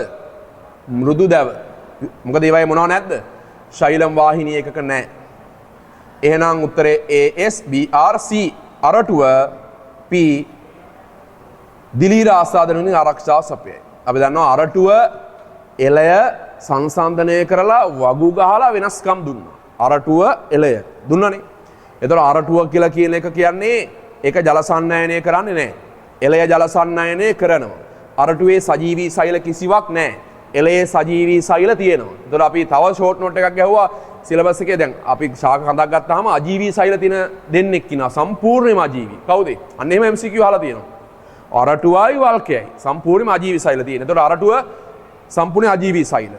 එළයේ සජීවී සෛල තියෙන. එළය කියන්නේ තවදුරටත් මේ ශෛලම විෂ පරිවහනය කරන නව ද්විතීයික ශෛලම. පැරණි ද්විතීයික ශෛලම තමයි අපි කියන්නේ මොකක් කියලාද? අරටුව කියලා. එතකොට ඒක අරටුව තියෙන කේන්දරයට ආසන්නව එළයට පිටතින් තියෙන්නේ. හරි. එතකොට අරටුව ශක්තිමත් බවින් වැඩි. දව සිදු කරන කෘමීන්ගෙන් දිලීර ආසාදන වලින් ආරක්ෂාව සපයන අරටුව. එළේ එහෙම වෙන්නේ නැහැ. කලපැවැත්ම අඩුයි එළේ. අද පහටයි ලා පාටයි ටැනින් රෙසින් තියෙනවා. ඒවා සංසන්දනය කරලා වගු ගහලා දුන්නවා. එතකොට 12ට උත්තරේ ගන්න වෙන්නේ 3. 12ට උත්තරේ 3. 13ට ඕක මම ගැහුවේ නැද්ද වෙනම පොත්ත වෙනම ෂෝට් නෝට් එකක් ගහලා රූපසලන් දුන්නේ නැද්ද? දුන්නා. වෙනම දුන්නා. පොත්තට අයිතුන ටික වෙනම ලිස්ට් එකක් ගහලා දුන්නා. පොත්තෙන් කරන කාර්යයන් ටික වෙනම ලිස්ට් එකක් ගැහුවා. දැන් පොත්ත කියලා කියන්නේ මොකටද? සනාල කැම්බියම අයිති වෙන්නේ නැහැ. සනාල කැම්බියමෙන් පිට තියෙන පටක සියල්ලම තමයි පොත්ත කියලා කියන්නේ. මෙහෙම සනාල කැම්බියම තියෙනවා නම් ඔහම සනාල කැම්බියම තියෙනවා නම් මේ තියෙන්නේ සනාල කැම්බියම නම් මේ සනාල කැම්බියමෙන් පිටතට හදන්නේ මොකද්ද? සනාල කැම්බියමෙන් පිටතට මොකක්ද හදන්නේ? සනාල කැම්බියමෙන් පිටතට හදන්නේ ද්විතීයික ප්ලෝයම. හරිද? මේ තියෙන්නේ ද්විතීයික ප්ලෝයම. ප්‍රාථමික ප්ලෝයම තියෙනවා නම් ඔහම තියෙන්න පුළුවන්. හරිද? ඊට පස්සේ තියෙනවා මොකද්ද? වල්ක කැම්බියම. මේ හරිය ද්විතීයික බාහිකය කියලා කියන්නත් පුළුවන් ඕනනම් මේ තියෙන වල්ක කැම්බියම. මේක වල්ක කැම්බියම. වල්ක කැම්බියම. සනාල කැම්බියමෙන් එළියට මේ තියෙන ද්විතීයික ප්ලෝයම ඇතුළට ද්විතීයික ශෛලමනේ. වල්ක කැම්බියමෙන් ඇතුළට ද්විතීයික බාහිකය කියලා ගන්න පුළුවන් ඕන. එළියට අපි ගන්න මොකක් කියලාද? වල්කය එළියට වල්කය අර ලිහිල් වැසිරුණු වල්ක සෛල වලින් හැදෙනා මොනවාද? වා සිදුරු. එතකොට පොත්තට අයිති වෙන්නේ මොනවාද? සනාල කැම්බීමෙන් එළියේ තියෙන පටක. පිළිවෙලින් කියන්නේ සනාල කැම්බීමෙන් එළියේ තියෙන මොකක්ද? මේක මොකක්ද? ද්විතීයික ප්ලෝයම. මේ තියෙන ප්‍රාථමික මේවා ප්‍රාථමික ප්ලෝයම කොටස්. මෙන්න මේවා ප්‍රාථමික ප්ලෝයම තියෙනවා නම් මේ හරිය අපි ඔය පරණ සිලබස් එකේ කිව්වා ද්විතීයික බාහිකය කියලා. ඒකත් ඕනනම් ගන්න පුළුවන්. ද්විතීයික බාහිකය. හරිද? ඊට පස්සේ මේ හරිය මොකද්ද? වල්ක කැම්බීම වල්කය. එතන පොත්තරයි තියෙන පටක පිළිවෙලින් කිව්වොත් ද්විතීයික ප්ලෝයම, ප්‍රාථමික ප්ලෝයම, ද්විතීයික බාහිකය, වල්ක කැම්බීම වල්කය. දැන් ඊළඟ අවුරුද්දේ 2026 තියරි එකට අහන්න පුළුවන් පොත්තෙන් ඉටු කරන කාර්යයන් වන්නේ නොවන්නේ. පොත්තෙන් ඉටු කරන කාර්යය මොනවාද? පොත්තෙන් ඉටු කරන කාර්යයන් තමයි ද්විතීයික ප්ලෝයම තියෙනවා. මේ ප්ලෝයම මගින් කරන්නේ මොකද්ද? කාබනික ආහාර පරිසංගරණය. ඒක කාබනික ආහාර පරිසංගරණය පොත්තේ කාර්යය. එතන වාසුදු දෙනවා වායු උත්සේදනයේ වාසුදු උත්සේදනයේ පොත්තේ කාර්යය. ඊළඟට අහන්න පුළුවන් තව මොකක්ද තියෙන්නේ? වල්කය. මේ වල්ක පටකය බාධකයක් විදිහට ක්‍රියා කරමින් සුදු ජීවීන් හා භෞතික හානි වලින් ආරක්ෂාව කරනවා. ඒක පොත්තෙන් කරන කාර්යය තමයි ආරක්ෂාව, වායු හුවමාරුව, උත්සේදනය සහ ප්ලෝයම පරිසංක්‍රමණය. ආහාර පරිසංක්‍රමණය. හරි නේද? එතකොට ශෛලම පරිවහනයේ ජලය හා කණජාල පරිවහනයේ පොත්තේ කාර්යයක් නෙවෙයි. දීලා MCQ එකක් අහන්න පුළුවන්. පැහැදිලිද? ඒක තමයි ඊළඟ පාර හැදෙන්නේ. එතකොට. හරි. ඊළඟට. එතන මේකේ පොත්තර ආයි තියෙන බඩගිර කියන බා උත්තරේ 4 දිනවනේ. එනවා නේද? ඒක ප්‍රාථමික ප්ලෝයම ද්විතීයික ප්ලෝයම වල්ක කැම්බියම උත්තරේ 13ට 4. 13ට පිළිතුර 4. 14ට කීයද උත්තරේ? එන්න ඕන 14ට බොහෝ ශාකවල පත්‍ර මධ්‍ය සෛලව සිට ප්ලෝයම තුළට සීනි පරිවහනය කරනු ලබන්නේ. මෙන්න මෙහෙම එකක් දීලා තියෙනවා නේ. කොහොමද දීලා තියෙන රිසෝස් එකේ? පත්‍ර මධ්‍ය සෛලවල මේ අහගන්න. පත්‍ර මධ්‍ය සෛලවල සිට හරිද? ප්ලෝයම පෙනලයක නැත්නම් ප්ලෝයමට බොහෝ ශාකවල සීනි පරිවහනය කොහොම වෙනවා කියලා දීලා තියෙන්නේ? සක්‍රීය පරිවහනය. ඇයි ඒකට හේතුව? පත්‍ර මධ්‍ය සෛලවලට වඩා වැඩි සාන්ද්‍රණයක් සීනි තියෙනවා කොහෙද? ප්ලෝයමේ පෙනලයක වලයි සහජන සෛලවලයි. පැහැදිලිද? ඒ නිසා සාන්ද්‍රණ අනුක්‍රමණයකට අනුවන මේ සීනි බැර වෙන්නේ සාන්ද්‍රණ අනුක්‍රමණයකට විරුද්ධව පත්‍ර මධ්‍ය සෛලවල ඉඳලා පෙනලයකක හෝ සහජන සෛලවලට සීනි බැර වෙනවා සාන්ද්‍රණ අනුක්‍රමණ විරුද්ධව. නිසා ප්ලෝයම බැර කිරීම බොහෝ ශාකවල සක්‍රීය වෙනවා කියලා දීලා තියෙනවා. පැහැදිලිද? සක්‍රීය වෙනවා කියලා දීලා තියෙනවා. තව එකක් තමයි විශේෂයෙන් ප්ලෝයම පරිසංක්‍රමණයේ පත්‍ර මධ්‍ය සෛලවල ඉඳලා ප්ලෝයමට සීනි එන්නේ මොන ප්ලාස්ටින්ද? සිම්ප්ලාස්ටින්. සමහර ශාකවල සිම්ප්ලාස්ටින් කියන එකේ අනිත් පැත්ත සමහර වෙලාවට ඇපෝප්ලාස්ටිනුත් එනවා. පැහැදිලිද? අන්න ඒ වගේ වැදගත් තිශේ වැදගත් පොයින්ට්ස් තියෙනවා. එතන 14ට උත්තරේ සක්‍රීය පරිවහනය 15ට. සහභෝජීත්වය දක්වන්නේ දැන් ළමයි මේක බලන්න කොච්චර ලේසියද කියලා. මේ ළමයි මෙච්චර වෙලා කතා කරපු එකේ කිසිම අමාරු එකක් අහුනේ නැහැ. හරි නේද? සහභෝජීත්වය දක්වන්නේ අපිශාකී ඕකීඩ්. අපිශාකී ඕකීඩ් සහ ධාරක ශාකය අතර තියෙන්නේ මොකද්ද? ඕකීඩ් හා ධාරක ශාකය අතර තියෙන්නේ මොකද්ද? සහභෝජී. ඒ කියන්නේ සහභෝජී කියලා කියන්නේ කෙනෙකුට එක්කෙනෙකුට යම් ජීවියෙකුට වාසය කරන අනිකාට වාසයකට අවශ්‍යයක් වෙන්නේ නැහැ. සහභෝජී. සහභෝජී සංගමයක් තමයි තියෙන්නේ. ඒ කියන්නේ මෙහෙමනේ අපි පැහැදිලි කළා දෙන්නටම වාසියක් වෙනවා නම් මොකද්ද? ඔහොම දෙන්නටම වාසියක් වෙනවා නම් මොකද්ද? අන්‍යෝන්‍ය ආධාර. හරිද? දෙන්නට වාසය කරන අන්‍යෝන්‍ය ආධාර. එතකොට එක්කෙනෙකුට වාසියක් වෙලා අනිත් එක්කෙනාට අවාසියක් නම් වෙන්නේ මොකද්ද? පරපෝෂීතාවය. එක්කෙනෙකුට වාසියක් වෙලා අනිකාට වාසියක්වත් අවාසියක්වත් වෙන්නේ නැත්නම් මොකද්ද? සහභෝජීත්වය. හරි නේද? එතකොට මේ තුනම මොකද්ද? සහජීවනය. එතකොට සහජීවනයකදී මේ අපිට කියන්න පුළුවන් හැමතිස්සෙම දෙන්නටම වාසියක් වෙනවා කියලා. එහෙම කියන්න බෑ. සහජීවනයකදී මේ සහජීවනයකදී අඩුම තරමේ හැබැයි එක්කෙනෙකුට හරි මොකක් වෙන්න ඕනද? වාසියක් වෙනවනේ. මේ මෙහෙම සහජීවන සංගම් තියෙනවද? මෙහෙම සහජීවන සංගම් තියෙනවද කියන්නේ? මෙයත් අඬාගෙන මෙයත් අඬාගෙන මෙහෙම සහජීවන සංගම් තියෙනවද? මොකටද මේ දෙන්නටම වාසියක්? එහෙම සහජීවන සංගම් නැහැ. අඩුම තරමේ සහජීවනයකදී මොකක් වෙන්න ඕනද? එක ජීවියෙකුට හරි වාසියක් වෙන්නම ඕන. සහජීවනය මතක තියාගන්න හැම විටම පෝෂණය අරමුණු කරගෙන ඇති වෙන්නේ නැහැ. අන්න වැදගත්ම අතිශයින් වැදගත් පොයින්ට්. හැමතිස්සෙම පෝෂණය අරමුණු කරගෙන ඇති කර ගන්නවා කියන එක වැදගත්. දැන් අපිශාකී ඕකීඩ් දාරක ශාකයේ මත වර්ධනය වෙනවා. දාරක ශාකයෙන් පෝෂණය වෙනවද? නෑ. දාරක ශාකයට එකෙන් වාස්‍යගත වාසියක්වත් දෙන්නේ අරයට සවි වෙන්න උපස්තරයක් පමණයි. පෝෂණය අරමුණු කරගන්නේ නැහැ එතන. පැහැදිලිද? අතිශයින් වැදගත් ඒ වගේ කරුණු තියෙනවා ඉතින්. එච්චර අමාරු එකක් නෙමෙයි මේ. එච්චර විග්‍රහ කරන්න ඕන නෙමෙයි මේක. පැහැදිලිද? සහභෝජීය දක්වන්නේ උත්තරේ 3. මේක මේ කුස්කුටා කියන්නේ කවුද? පූර්ණ පරපෝෂී. අර යුටිකියුලාරියායත් එයා මාංශ භක්ෂකයි. ලොරැන්තස් අර්ධ පරපෝෂී.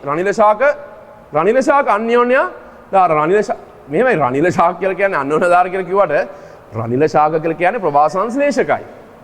පැහැදිලිද?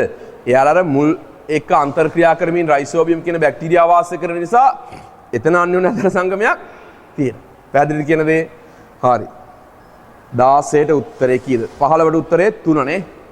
15ට 3. 16ට උත්තරේ කියන්න බං. 16ට ප්‍රභාසංශ්ලේෂක නොවන පුංජන්මානුශාකයක් ප්‍රභාසංශ්ලේෂක වෙන්නේ නැති ඕකත් හයිලයිට් කරලා කියලා දීලා තියෙනවා. ප්‍රභාසංශ්ලේෂණය කරන්නේ නැති පුංජන්මානුශාකයකුයි ප්‍රභාසංශ්ලේෂණය කරන්න පුළුවන් ජායාජන්මානුකුයි ශාකයක් තියෙන එක්කෙනෙකුටයි. කාගේද? සෙලජිනින් ලවල ජීවන චක්‍රයේ විස්තරාත්මකව කියලා තියෙනවා. පැහැදිලිව ලයිකෝෆයිටා වල සෙලජිනින් ලවල බීජානුශාකය දැන් මං කිව්වා පැහැදිලිව ටෙරෝෆයිටා වල ඒ කියන්නේ නෙප්‍රොලොපිස් වල පුංජන් මේ කියන්නේ ජන්මානුශාකයත් පුංජන්මානුශාකය ජාජන්මානුශාකය දෙකක් නැහැනේ. ඒක ගෘහී නිසා. ඒක ගෘහීනේ දිවිලිංගිකයිනේ නෙප්‍රොලොපිස් වල. එතකොට ඒ ජන්මානුශාකයයි බීජානුශාකයයි දෙකම ප්‍රභාසංශ්ලේෂී හා ස්වාධීන වෙන්නේ නෙප්‍රොලොපිස්. හරිද? බීජානුශාකයේ ප්‍රභාසංශ්ලේෂී වෙනවා. ජන්මානුශාකයේ පුංජන්මානුශාකයේ ප්‍රභාසංශ්ලේෂී වෙන්නේ නැහැ. ජායාජන්මානුශාකයේ විතරක් හරිතලව විකසනය වෙන්න පුළුවන්. යම් ප්‍රමාණයකට ජායාජන්මානුශාකයේ ප්‍රභාසනය වෙන්න පුළුවන් කාගේද? සෙලජිනෙල්ල. එහෙනම් උත්තරේ 16ට 2. 16ට උත්තරේ 2. 17ට 17 තාම අමාරු ප්‍රශ්නයක් කියලා එකක් ආවේ නැහැ. හරි 17ට බීජ පැලවල ත්‍රිත්ව ප්‍රතිචාර. තාම මේ හිතන්න කියලා දෙයක් ආවේ නෑ තාම. හරිද? හිතන්න දෙයක් නෑ තාම. පාඩම් කරා නම් එහෙම උත්තරේ ගන්න පුළුවන් ප්‍රශ්න ටිකමයි තාම දෙන්නේ. බීජ පැලවල ත්‍රිත්ව ප්‍රතිචාර දිරිගන්න. මේ කවුද? එතිලීන්. ත්‍රිත්ව ප්‍රතිචාර කියන්නේ එතිලීන්. පළවල වර්ධනය. ඔන්න ඔතන පැටලෙන්න පුළුවන්. හරිද? කවුරු හරි ගහන්න පුළුවන් මෙතන එතිලීන්. හැබැයි එහෙම එකක් දීලත් නෑ නේ. එතිලීන් ඔක්සිජන් කියලා ගන්න නෑනේ. බලන්න ඒක පටලලත් නෑනේ. බානුක ඒ තරම් ලේසි කරලානේ. දැන් මොකද ඕක පළවල ත්‍රිත්ව ප්‍රතිචාර දිරි ගන්නවයි එතිලීන්. තව ළමයෙකුට පැටලෙන්න පුළුවන් ඵල විකසනය ඔක්සිජන්. ඵල වර්ධනය ගිබරලින්. ඒක පැටලෙන්න පුළුවන්. නමුත් එහෙම උත්තරයක් මෙතන දීලත් නෑනේ. ඒක පටලලත් නෑ. ඒ තරම් ලේසි කරලා. හරි දැන් මෙහෙම දුන්නා නම් පැටලෙන්න පුළුවන්. එතිලීන් එක අනිත් පැත්තේ ඔක්සිජන් දුන්නා නම් අනේ ළමයෙක් ගහන්න පුළුවන් ඒක. මොකද ඵල වලට සම්බන්ධ එකක් තියෙනනේ ඔක්සිජන් ඵල විකසනය යාමනය කරයි කියලා දීලා තියෙනවනේ. ඒතර ඵල වර්ධනය ඵල විකසනය පොඩ්ඩක් ඕනනම් පැටලෙන්න පුළුවන්. ඵල විකසනය කියන එක ඵල වර්ධනය කියන තව එකක්. ඒක දෙකක්. පැහැදිලි එන්නේ එහෙම පැටලෙන්න පුළුවන්. නමුත් එහෙම උත්තරයක් මේක දීලා නෑ. කෙලිම ගෙඩි පිටින් උත්තරේ පහ ගත්තා. ඒක ඒ දෙක අතර දෝලනයක් වෙන්නෙත් නෑ. උත්තරේ 17ට 5. 17ට 5. 18 මානව කේටිය පිළිබඳව පහස්ථාන ප්‍රකාශිතේ නිවැරදි වන්නේ මොකක්ද? කේටය මේ කේටයේ තියෙන මොන එන්සයිමේද? කේට ඇමයිලේස්. ඒකෙන් පිෂ්ඨය ජීර්ණය කරනවා නේද? මෙතන ආදි පොඩි වැදගත් කාරණයක් තියෙනවා අපට අහගන්න. දැන් ළමයි දැන් ඕන මෙහෙම එකක් තියෙනවා. හරිද? දැන් පිෂ්ඨය කේට ඇමයිලේස් කියලා ඔයාලට කිව්වොත් පිෂ්ඨය කේට ඇමයිලේස් කියලා කිව්වොත් හරිද? මෙතන ලියන්නේ ප්‍රතික්‍රියා මොකද්ද? කුඩා පොලිසැකරයිඩ් දාන මොනවාද? ඩයිසැකරයිඩ් නේ. මෝල්ටෝස් කුඩා පොලිසැකරයිඩ් දාන මෝල්ටෝස්. හැබැයි පිෂ්ඨය ජීර්ණය කරනවා අපි දන්නවා අග්න්‍යාශයක ඇමයිලේස් තියෙනවනේ. මෙතන ප්‍රතික්‍රියා වෙනස්. අග්න්‍යාශයික ඇමයිලේස්. අග්න්‍යාශයක ඇමයිලේස් කිව්වම කුඩා පොලිසකරට හැදෙන්නේ නැහැ. කෙලිම මොනවාද? මෝල්ටෝස්. ඒක කාලය මත ඩිපෙන්ඩ් වෙන එකක්. ඒක කාලය මත මොනවාද? එන්සයිම් එකට ක්‍රියා කරන ප්‍රමාණවත් කාලයක් ලැබුණොත් මෙයා කෙලිම මෝල්ටෝස් වෙනවා. මෙතන කුඩා පොලිසකට හැදෙන්නේ. පැහැදිලි? ඒක කාලය අනුව ඒක වෙනස් වෙනවා. කාලය මත ඩිපෙන්ඩ් වෙනවා. යනවා මේක සමීකරණ දෙකක්. හරියට අග්න්‍යාශයක මේ ලයිපේසුයි අවුවද ලයිපේස් තියෙන්නේ ආන්තරික ලයිපේසුයි. ආන්තරික ලයිපේස් කියලා මුල්ලක දීලා තිනවා පොයින්ට් එකක්. ආන්තරික ලයිපේස්. එතනත් වෙනස් වෙනවා. පැහැදිලිද? ඒකත් මම ඕනනම් කියන්නම්. දැන් ට්‍රයිග්ලිසරයිඩ් කියන්නේ මේදය හරිද? ජීර්ණය කළොත් අග්න්‍යාශයක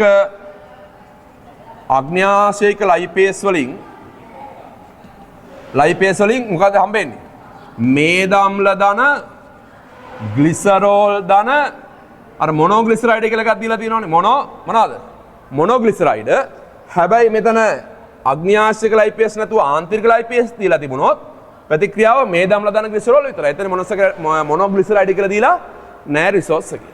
පැහැදිලිද? ඒතොර ඒ සමීකරණ වෙනස් වෙන්න පුළුවන්. හරි කල්පනාවෙන් ඒ වගේ ඒවා හරිද අමාරු කරන්න පුළුවන් තැන්. නමුත් එහෙම එකක් මේක අමාරු කරලා නැහැ. මේකේ පිෂ්ඨය කුඩා පොලිසයකට බවට ජීර්ණය කරයි කේටාමයිලේස්. හරි කේටේ දිනනවා කේටාමයිලේස්. B වලදී එහි ඇති එන්සයිම දද්දිරායම වලක්වයි කියලා තියලා නැහැනේ. එහි ඇති එන්සයිම් දද්දිරායම වලක්වයි. අපි දන්නවා අම්ල උදාසීනකරණය කරලා දද්දිරායාම වලක්වන්නේ කවුද? ස්වාරක්ෂක. කේටේ තියෙන කවුද? ස්වාරක්ෂක. මගින් තමයි දද්දිරායාම වලක්වන්නේ. එහි ඇති ශ්ලේෂ්මල මුඛ කුහරය පිරිසිදු කරන්න දායක වෙනවා. AC නිවැරදි. මෙහෙම එකක් තියෙනවා හැබැයි. මුඛ කුහරය තුළට අපි ගන්න ආහාර සමග ඇතුළු වන බැක්ටීරියාවන්ගේ සෛල බිත්තිය විනාශ කරලා බැක්ටීරියාවන් විනාශ කරන්න දායක වෙනවා ලයිසෝසයිම් කේටේ තියෙන එන්සයිමයක්. ඒතර බැක්ටීරියාවන් මුඛ කුහරයේදී විනාශ වීම නිසා ඒක යම් කිසි විදිහකට දද්දිරායම වළක්වා ගන්න දායක වෙනවා කියලා ගන්නත් පුළුවන්. නමුත් ඊට වඩා මේක අර අපේ රිසෝස් එකේ කෙලිම දීලා තියෙනවානේ. මේ ස්වාරක්ෂක වලින් දද්දිරාය වළක්වයි කියලා. ඒ නිසා උත්තරේ B අපිට අයින් කරන්න පුළුවන්. බැරිමත් එකක් තියනවා කියලා මතක තියාගන්න. ඒ අනුව AC වඩාත්ම නිවැරදි පිළිතුර 18ට 3 ගන්න පුළුවන්. වඩාත්ම නිවැරදි පිළිතුර අපිට හිතන්න වෙන්නේ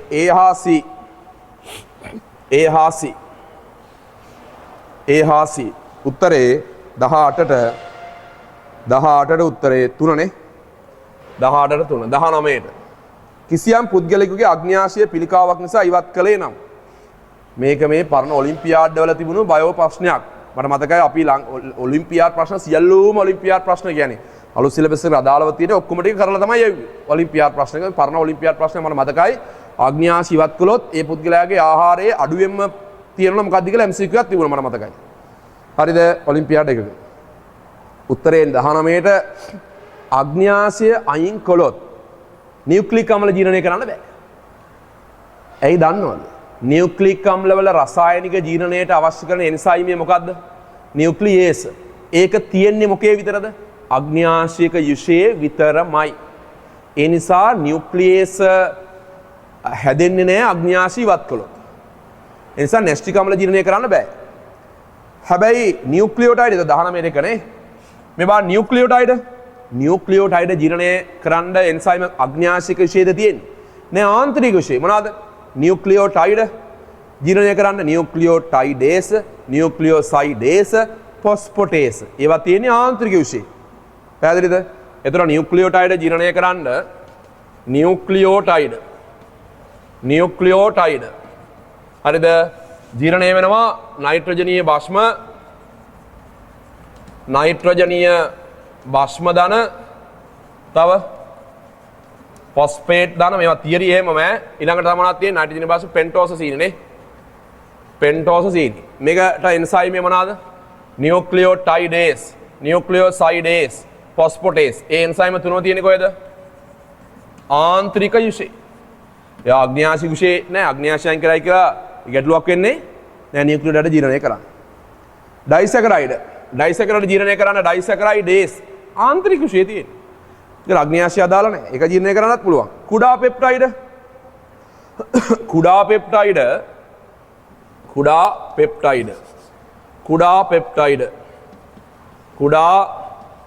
පෙප්ටයිඩ ජීර්ණය වෙනවා මොනවා බවටද?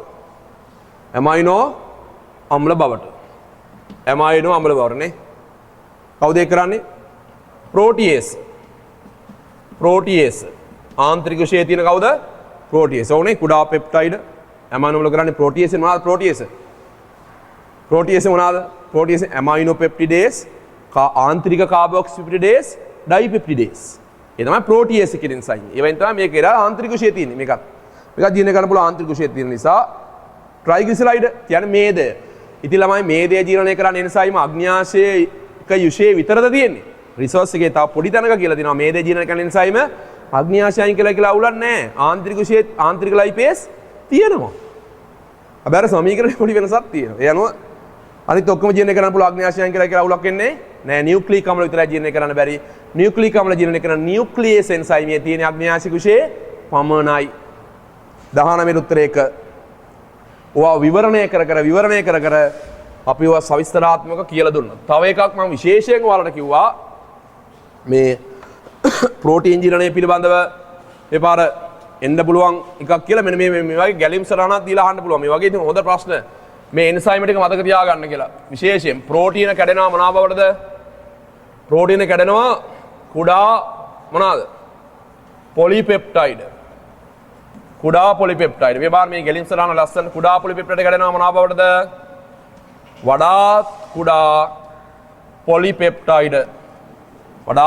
පොලිපෙප්ටයිඩ්. මේ වගේ ඕවරෝල් එක සමස්ත ක්‍රියාවලිය මේ වගේ ගැලීම් සරණ ගහලා තියෙන්න ඕන තියෙන්නේ මෙඩිසින් යන ළමෙක් නම්. වඩාත් කුඩා පොලිපෙප්ටයිඩ් කැඩෙනවා මොනවා බවටද? කුඩා මොනවා බවටද? පෙප්ටයිඩ් ධන ඇමයිනෝ අම්ල බවට. ඊට පස්සේ මේ කුඩා පෙප්ටයිඩ් කැඩෙනවා අවසාන මොනවා බවටද? ඇමයිනෝ අම්ල බවට. ඔකනේ ප්‍රෝටීන් ජීර්ණයේ සමස්ත ක්‍රියාවලිය. මෙතන තියෙන එන්සයිම මොකක්ද? මෙතන මොකක්ද? මෙතන මොනවාද? පිළිවෙලින් මතක තියාගන්න. මෙතන මොකක්ද එන්සයිම? ප්‍රෝටීන කුඩා පොලිපෙප්ටයිඩ් කැඩෙනවා.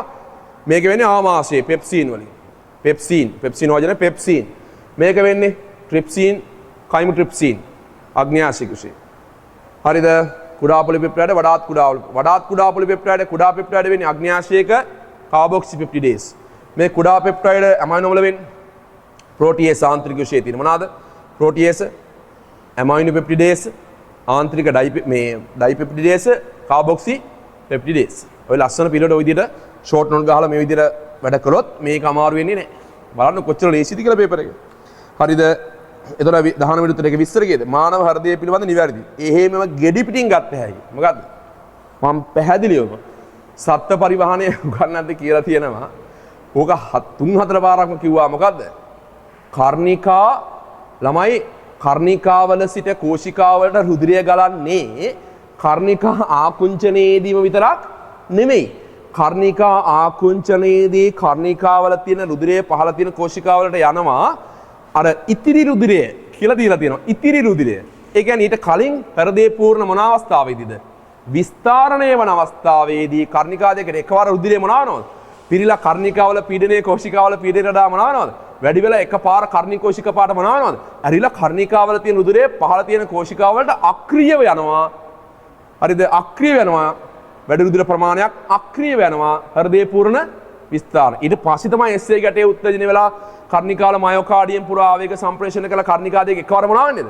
සංකෝචන වෙලා කර්ණිකාවල ඉතිරිව තියෙන රුධිරය පහළ තියෙන කෝෂිකාවලට යවන්නේ සක්‍රියව. පැහැදිලිද? එතකොට මේකට උත්තරේ 20ට උත්තරේ 2. එතකොට කර්ණිකාවල තියෙන රුධිරය පහළ තියෙන කෝෂිකාවලට යන්නේ සක්‍රියවද අක්‍රියවද මොන අවස්ථාවලදීද? වගේ හොඳ පුළුල් විග්‍රහයක් තියෙනවා. මේක එක වැරදියයි 20. SA ගැටේ පිහිටන්නේ වම් කර්ණිකා ඔන්න ටොම් පචයක්. SA ගැටේ තියෙන කොහෙද? දකුණු හත් කර්ණිකාවේ මයෝකාඩියම. අර උත්තර මහා ශිරාව වෙලා දකුණු කර්ණිකාවට විවෘත වෙන ස්ථානයට ආසන්නව. කර්ණිකා කුංචනේ ඔන්න තවත් ටොම් පචයක්. තප්පර දශම 3යි නෙමෙයි තප්පර දශම 1යි.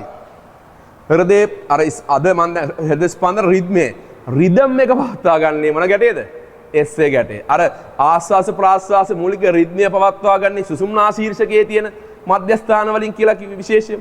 ඒ වගේ තමයි රිද්ම් එක පවත්වාගෙන හරියට මොනවද? SA ගැටේ. හරිද? අනිත් ඒවා එතකොට ගන්න බෑ උත්තරේ 20 21ට. 21ට බලන්න උත්තරේ 21ට 21ට උත්තරේ එන්න ඕන බලන්න. මානව පෙනහැලි පිළිබඳව පාසාන් ප්‍රකාශනය නිවැරදි වන්නේ කුමක්ද? එක් පෙනහැල්ල බාහිර අන්තනංග ප්ලූරාවෙන් හා අභ්‍යන්තර පාර්ශ්වික ඔන්න ටොම් පචයක් අතිශයින්ම සරලයි. පෙනහැලි වල පිටත පෘෂ්ඨයට ඇල්ලලා තියෙන මොන ප්ලූරාවද? පෙනහැලි වල පිටත පෘෂ්ඨයට ඇල්ලලා තියෙන මොන ප්ලූරාවද? මොන ප්ලූරාව බලද? අන්තරංග ප්ලූරාව. මේ පෙනහැලි පටකට ඇල්ලලා තියෙන මොකද්ද? අන්තරංග ප්ලූරාව. උරස් බිත්තියට ඇල්ලලා තියෙන්නේ පාර්ශ්වික ප්ලූරාව. මේ තියෙන්නේ පාර්ශ්වික ප්ලූරාව. මේ ඇතුලේ තියෙන මොකද්ද? අන්තරංග. මේ තියෙන්නේ පාර්ශ්වික. මේ අතර ප්ලූරා තරලයේ තියෙනවා. හරිද? පෙනහැලි වලට පිටිම තියෙන එක මොකද්ද? උරස් බිත්තියට ඇල්ලලා තියෙන්නේ පාර්ශ්වික ප්ලූරාව. පෙනහැලි පටක වටේ තියෙන මොකද්ද? පෙනහැලි පටක වල ඇල්ලලා තියෙන්නේ අන්තරංග ප්ලූරාව. ඊළඟට කියනවා වම් පෙනහැල්ල දකුණු පෙනහැල්ලට වඩා ස්වල්පයක් උඩයි. ස්වල්පයක් උඩයි. වම් පෙනහැල්ල දකුණු පෙනහැල්ලට වඩා ස්වල්පයක් උඩයි. ඊට හේතුව වම් පෙනහැල්ල දකුණු පෙනහැල්ලට වඩා ස්වල්පයක් උඩයි. හේතුව හෘදේ අග්‍රය අර මධ්‍ය තලයෙන් මදක් වමට බරව පිහිටීම. හෘදේ අග්‍රය මධ්‍ය තලයෙන් මදක් වමට බරව පිහිටීම. නේද? කියන උත්තරේ දෙක ගන්න පුළුවන් 21ට. කියන බාර මොකක්ද අනිත් ඒවා? දකුණු පෙනහැල්ල ඔන්න වැරද්ද. මොකද්ද? දකුණු පෙනහැල්ල කණ්ඩිකා 3යි වම් පෙනහැල්ල කණ්ඩිකා 2යි. ගර්ත තුල ඇති ශ්ලේෂ්මල මගින් ආස්වාස වාතය ගර්තවල නෙමෙයි ළමයි ශ්ලේෂ්මල තියෙනවා කියලා දීලා තියෙන්නේ. පක්ෂමදර අපිච්චද සෛලහා ශ්ලේෂ්මල පටලයක් තියෙන්නේ කොහෙද? ශ්වසන මාර්ගයේ ප්‍රධාන ශාඛාවල ඇතුළු ආස්තරණය. ප්‍රධාන ශාඛාවල තියෙන්නේ ඇතුළු ආස්තරණය තමයි ශ්ලේෂ්මල තියෙන්නේ. අන්න වැරදි. ගර්තවල අන්න ටොම් පචයක් තව ගර්තවල කොහෙද පක්ෂම? ගර්තවල පක්ෂම නැති නිසා තමයි කියන්නේ ගර්ත දක්වා ඇතුළු වන ඒ සමහර දූවිලි අංශු භක්ෂණය කරන්න ගර්තවල මොනවාද තියෙන්නේ? මහ භක්ෂාණු තියෙනවා. 22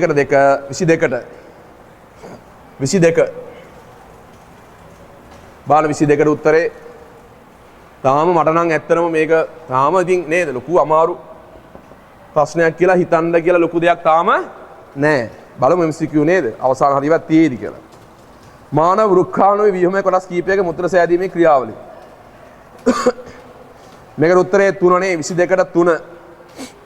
22ට පිළිතුර 3 ගන්න පුළුවන්. බාන කියන බා AQ ඒ කියන්නේ අවිදුර සංවිත නාලිකාව Q බයිකාබනේට් ප්‍රතිශෝෂණය කරනවා අවිදුර. ඔව්. BR එන්ලේ පුඩුවේ අවරෝහණ බාහුව R ජල ප්‍රතිශෝෂණය කරනවා. හරි. DP විදුර සංවිත නාලිකාව P K+ ශ්‍රාවය කරනවා. ඔව්. ළමයි මෙහෙම දෙයක් තියෙනවා. හරිද?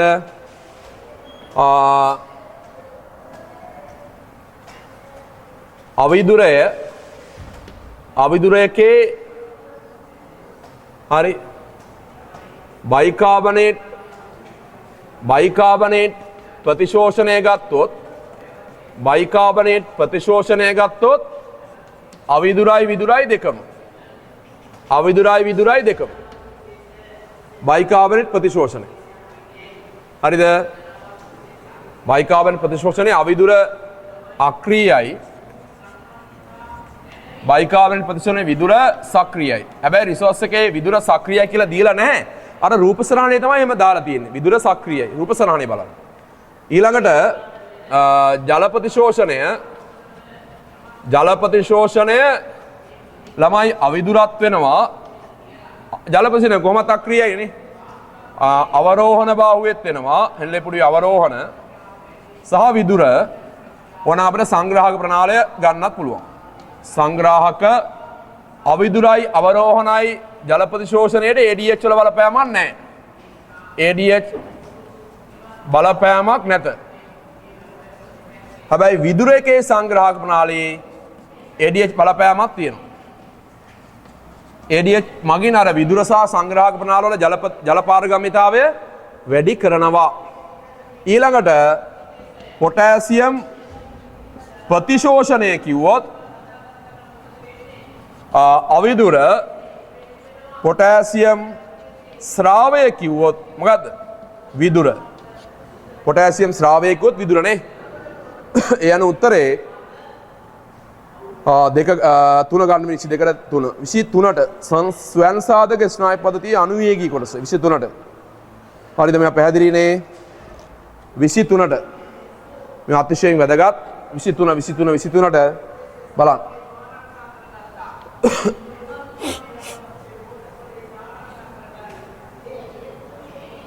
විසිතුනට ළමයි ස්වයන් සාධක ස්නායු පද්ධතියේ තියෙනවා අනුවේගී හා ප්‍රත්‍යනුවේගී කියලා කොටස් දෙකක්. අනුවේගීක උත්තේජනය වෙන්නේ හදිසි අවස්ථාවක බය වුණාම. හරිද?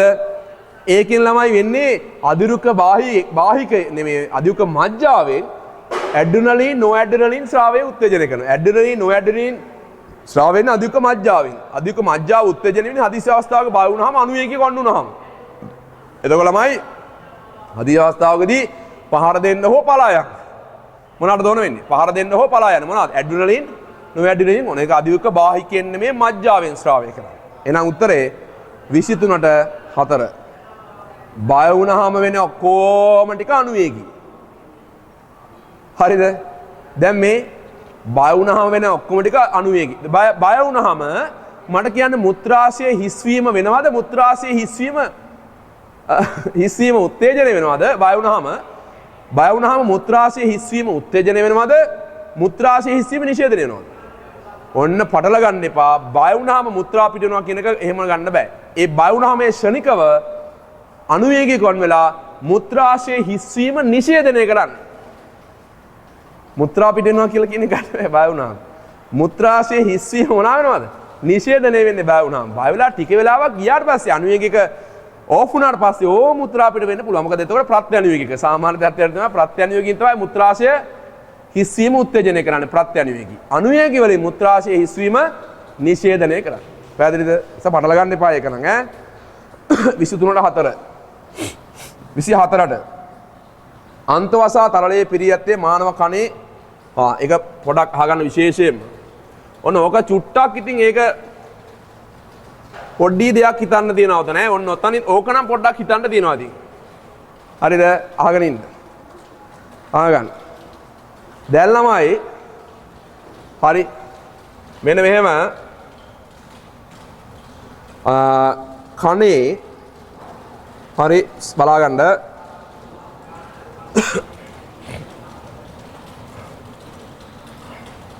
මෙන්න මේ ටික අයිති වෙන්නේ මේවා තියෙන්නේ පටලමය ගහණය. පටලමය ගහණය තමයි අන්තවසා තරලයෙන් පිරලා තියෙන්නේ. අන්තවසා අහගෙන ඉන්න. අන්තවසා තරලයෙන් පිරලා තියෙනවා මොකද්ද? පටලමය ගහණය. ඒකට අයිති වෙනවා ළමයි අර්ධ චක්‍රාකාර නාල. අර්ධ චක්‍රාකාර නාල අන්තවසා. තුම්බිකාව අන්තවසා. මඩිච්චිය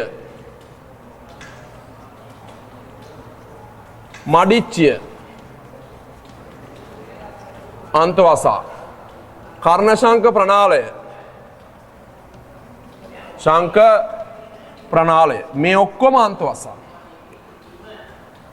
අස්තිමය ගහණය කියන කොටසට ඒක පිරලා තියෙන්නේ පරිවසා. ඒකට අයිති වෙනවා අලින්ද නාලයයි උඩ තියෙන අලින්ද නාලයයි යටම තියෙන කර්ණ පටහනාලය. මේක කර්ණ ශංක ප්‍රනාලය, කර්ණ පටහනාලය.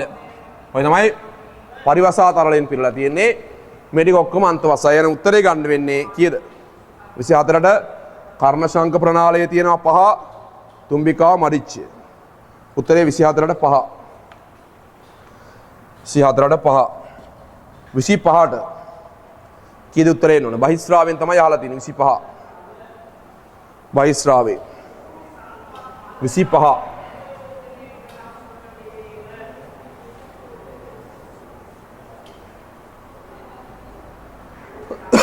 25ට මම කිව්වා ළමයි රුධිරයේ ආශ්‍රිතික මෞලිකතාවය කායික විද්‍යාත්මක සීමාවට වඩා වැඩි වුණාම ආශ්‍රිතික මෞලිකතාවය කියන්නේ ආශ්‍රිතික පීඩනය වැඩි වුණාම ඒකට සංවේදී ආශ්‍රිත පීඩනයට සංවේදී ප්‍රතිග්‍රාහක තියනවා කොහෙද?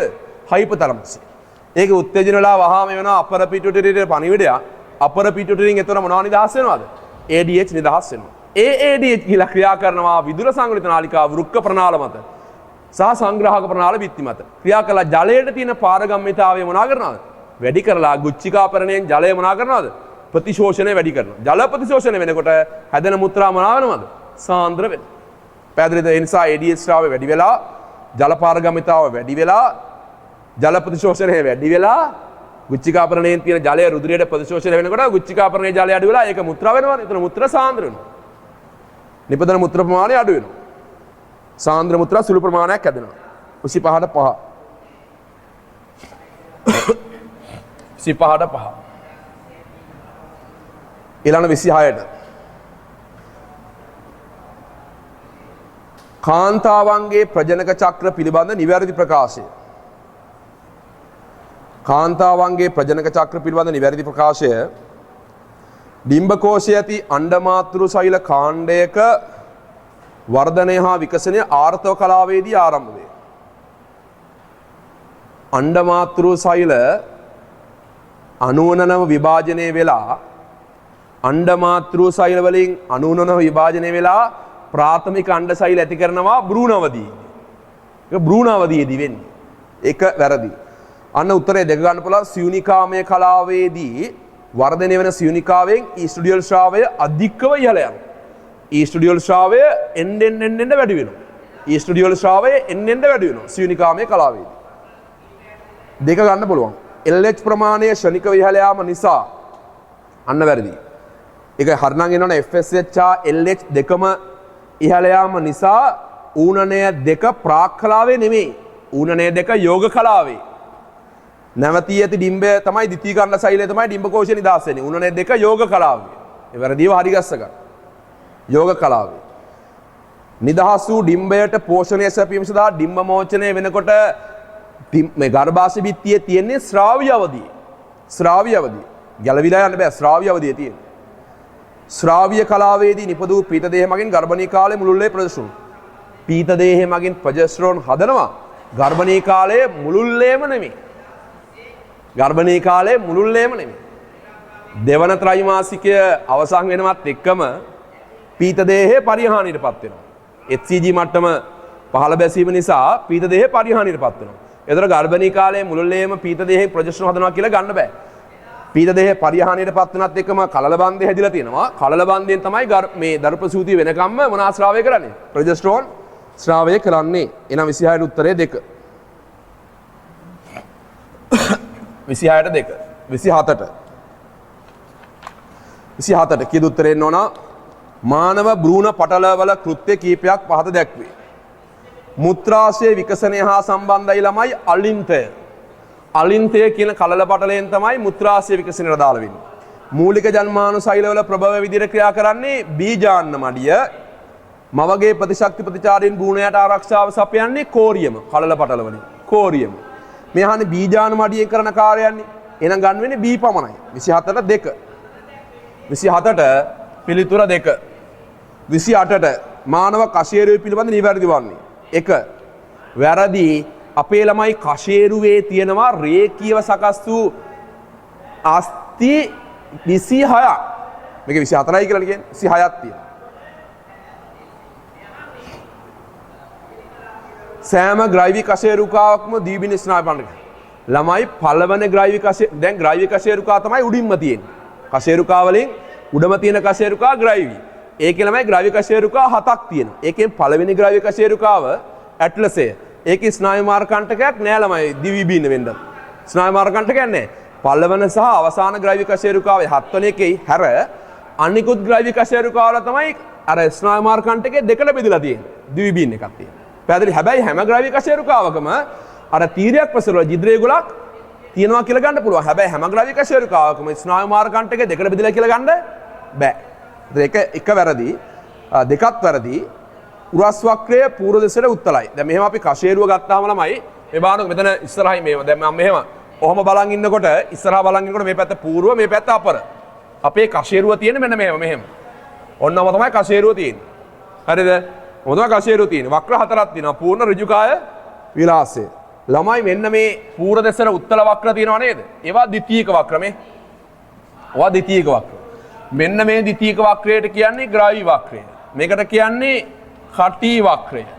මේක පූර්ව දෙසට අවතලයිනේ. ඒක ප්‍රාථමික වක්‍රයක්. ඒකට කියන්නේ උරස් වක්‍රය. මේකට කියන්නේ ත්‍රිකාස්ති වක්‍රය. ත්‍රිකාස්ති වක්‍රය. එතකොට පූර්ව දෙසට උත්තලයේවා මේකයි ද්විතීයික වක්‍ර. පූර්ව දෙසට අවතල මේක ඒවා ප්‍රාථමික වක්‍ර. පැහැදිලිද? එතකොට මේක කියනවා නේද? දැන් මේක හරි වැදගත් වෙනවා. දැන් ඔය රිසෝස් එකේ තියෙනවා පොයින්ට් එකක්. ග්‍රාවි වක්‍රය මෙන්න මේක. හිස කෙලින් තියාගන්න පුළුවන් මේක ඇතුණාට පස්සේ. හරිද? ග්‍රාවි වක්‍රය ඇතිවන්නේ ඉපදිලා මාස 3කට පසු. 3කදී කියලා කිව්වොත් වැරදි. MCQ ප්‍රකාශ 3කට පස්සේ. පසු. ඒ පසු කියන ඒ වචන නැත්තම් ගන්න එපා. ඒවා හරි වැදගත් පොයින්ට්. ඉතින් එච්චර අමාරු කරලා නෑ මේක. එච්චර අමාරු කරලා නෑ. පැහැදිලිද? ගෙඩි පිටින් දීලා තියෙනවා. උරස් වක්‍රයේ පූර්ව දෙසට උත්තලද මේ? උරස් වක්‍රයේ පූර්ව දෙසට මොනවා වෙනවද? අවතලයි. අනික එක මාත ත්‍රිකාස්ති වක්‍රය. ඒකත් පූර්ව දෙසට අවතලයි. මේ ග්‍රාවි වක්‍රයයි කටි වක්‍රයයි තමයි පූර්ව දෙසට මොනවා වෙලා තියෙන්නේ? උත්තල වෙලා තියෙන්නේ. කටි කෂේරුකාවක එක් තීරයක් ප්‍රසරේ කෂේරුක දමනි අම්බෝ කෂේරු දමනි ගමන් කරන්න කෂේරුක දමනි නාල.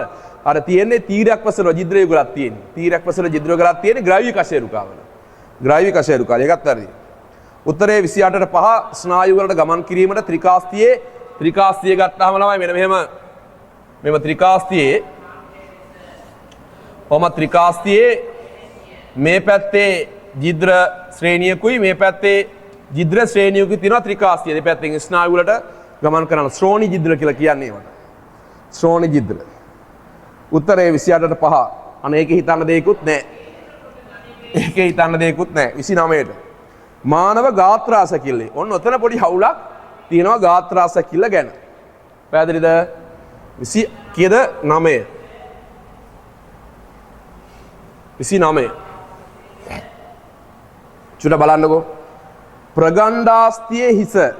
මෙන්න අතේ තියෙන මෙතන අස්තියට කියන්නේ ප්‍රගණ්ඩාස්තිය කියලා. මේ ප්‍රගණ්ඩාස්තියේ මෙතන තියෙනවා අවිදුර කෙළවරේ ගෝලාකාර හිසක්. ඒක මේ වැටෙනවා මෙන්න මෙතන තියෙන ත්‍රිකෝණාකාර පිටිපස්සේ පැතලේ ත්‍රිකෝණාකාර අස්තියක් තියෙනවා අංශපලකේ. අංශපලකේ පාර්ශ්විකව තියෙන නොගැඹුරු අවපෝතයක් තියෙනවා ග්ලෙනොයිඩ් කුහරය කියලා. වැටිලා තමයි මෙතන උරයිස් සංධිය හැදෙන්නේ. මේකේ මොකද්ද මේ කියන්නේ? ප්‍රගණ්ඩාස් ආක්ෂක ආස්තිය සමග නෙමෙයි ළමයි අංශපලකයේ සමග. වැරදිනේ.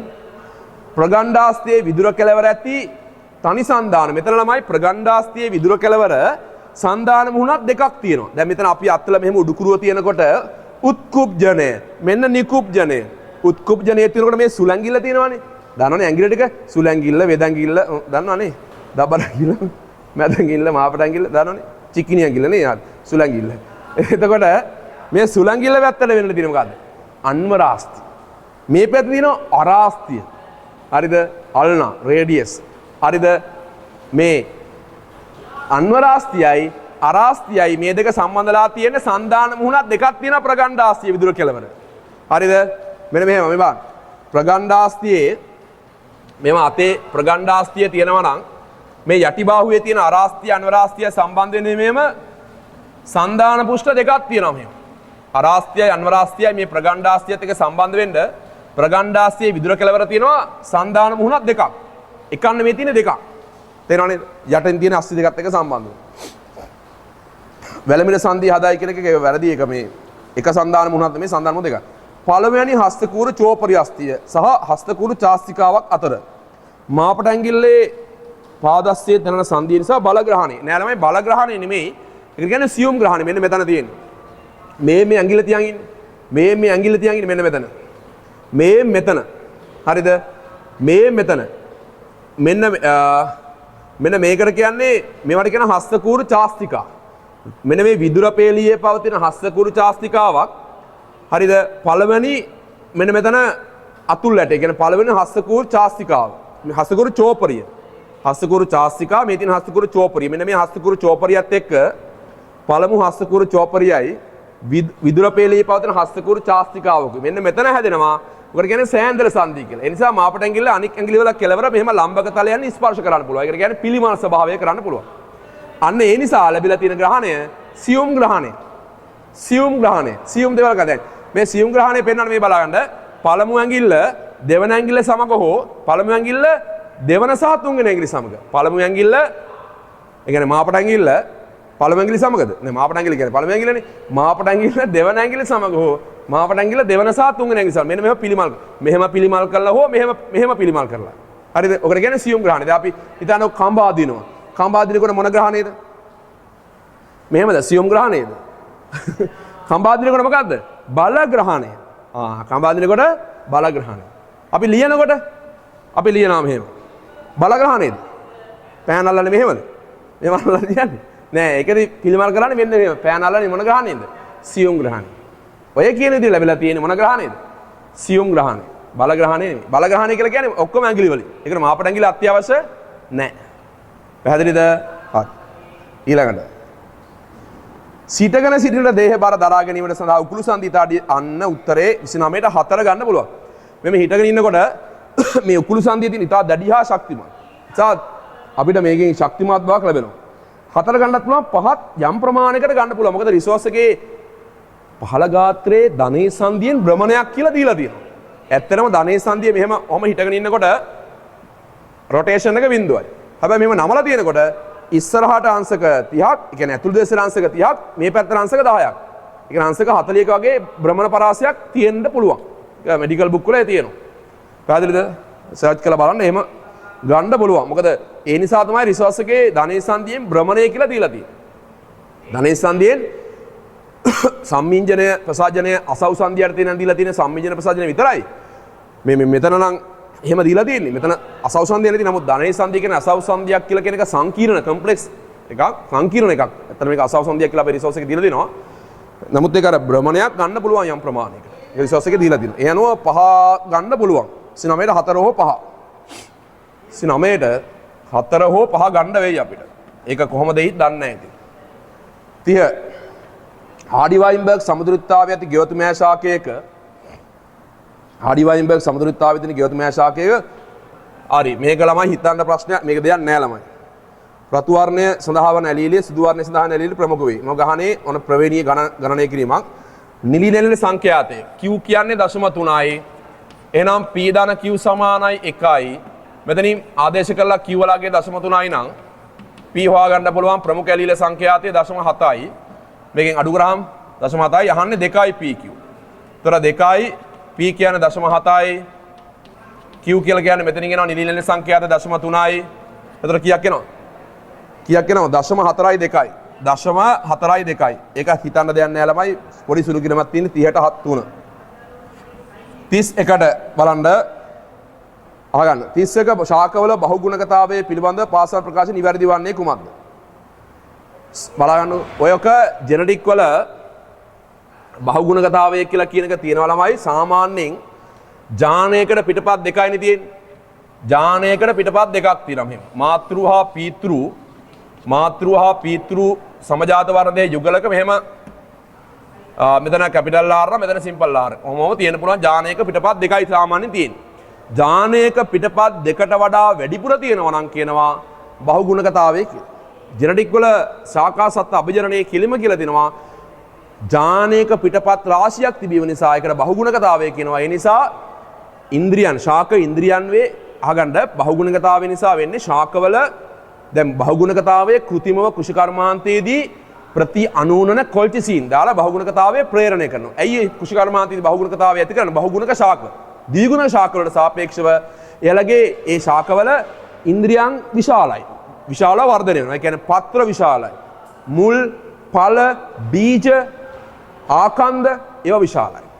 බහුගුණකයන්ගේ ද්විගුණකයන්ට සාපේක්ෂව හැබැයි අඩු වර්ධන වේගයක් තියෙනවා. වර්ධන වේගය අඩුයි. මේක කියනවා ශාක අවයව වල විශාලත්වය වැඩි. ඒ හරි. වර්ධන වේගය වැඩි වෙන්නේ අඩුයි වර්ධන වේගය ද්විගුණයකට සාපේක්ෂව. B වැරදි. ඔක්සිජන් නෙමෙයි ළමයි රිසෝස් එකේ දීලා තියෙන්නේ කොල්චිසින්. බීජ රහිත ඵල නිපදවන්න පුළුවන්. මොකද ත්‍රිගුණ කොමඩු ඒවයේ බීජ නැහැ. ත්‍රිගුණයි. බහුගුණකතාවය ඇති කරන කුෂි කර්මාන්තයේදී. බීජ රහිත පළ නිපදවන්න පුළුවන්. යම් ප්‍රමාණයකට හරි. A C D ද කොහොමද එන්න ඕන උත්තරේ? ඒට බීජ රහිත පළ නිපදව හැකනේ.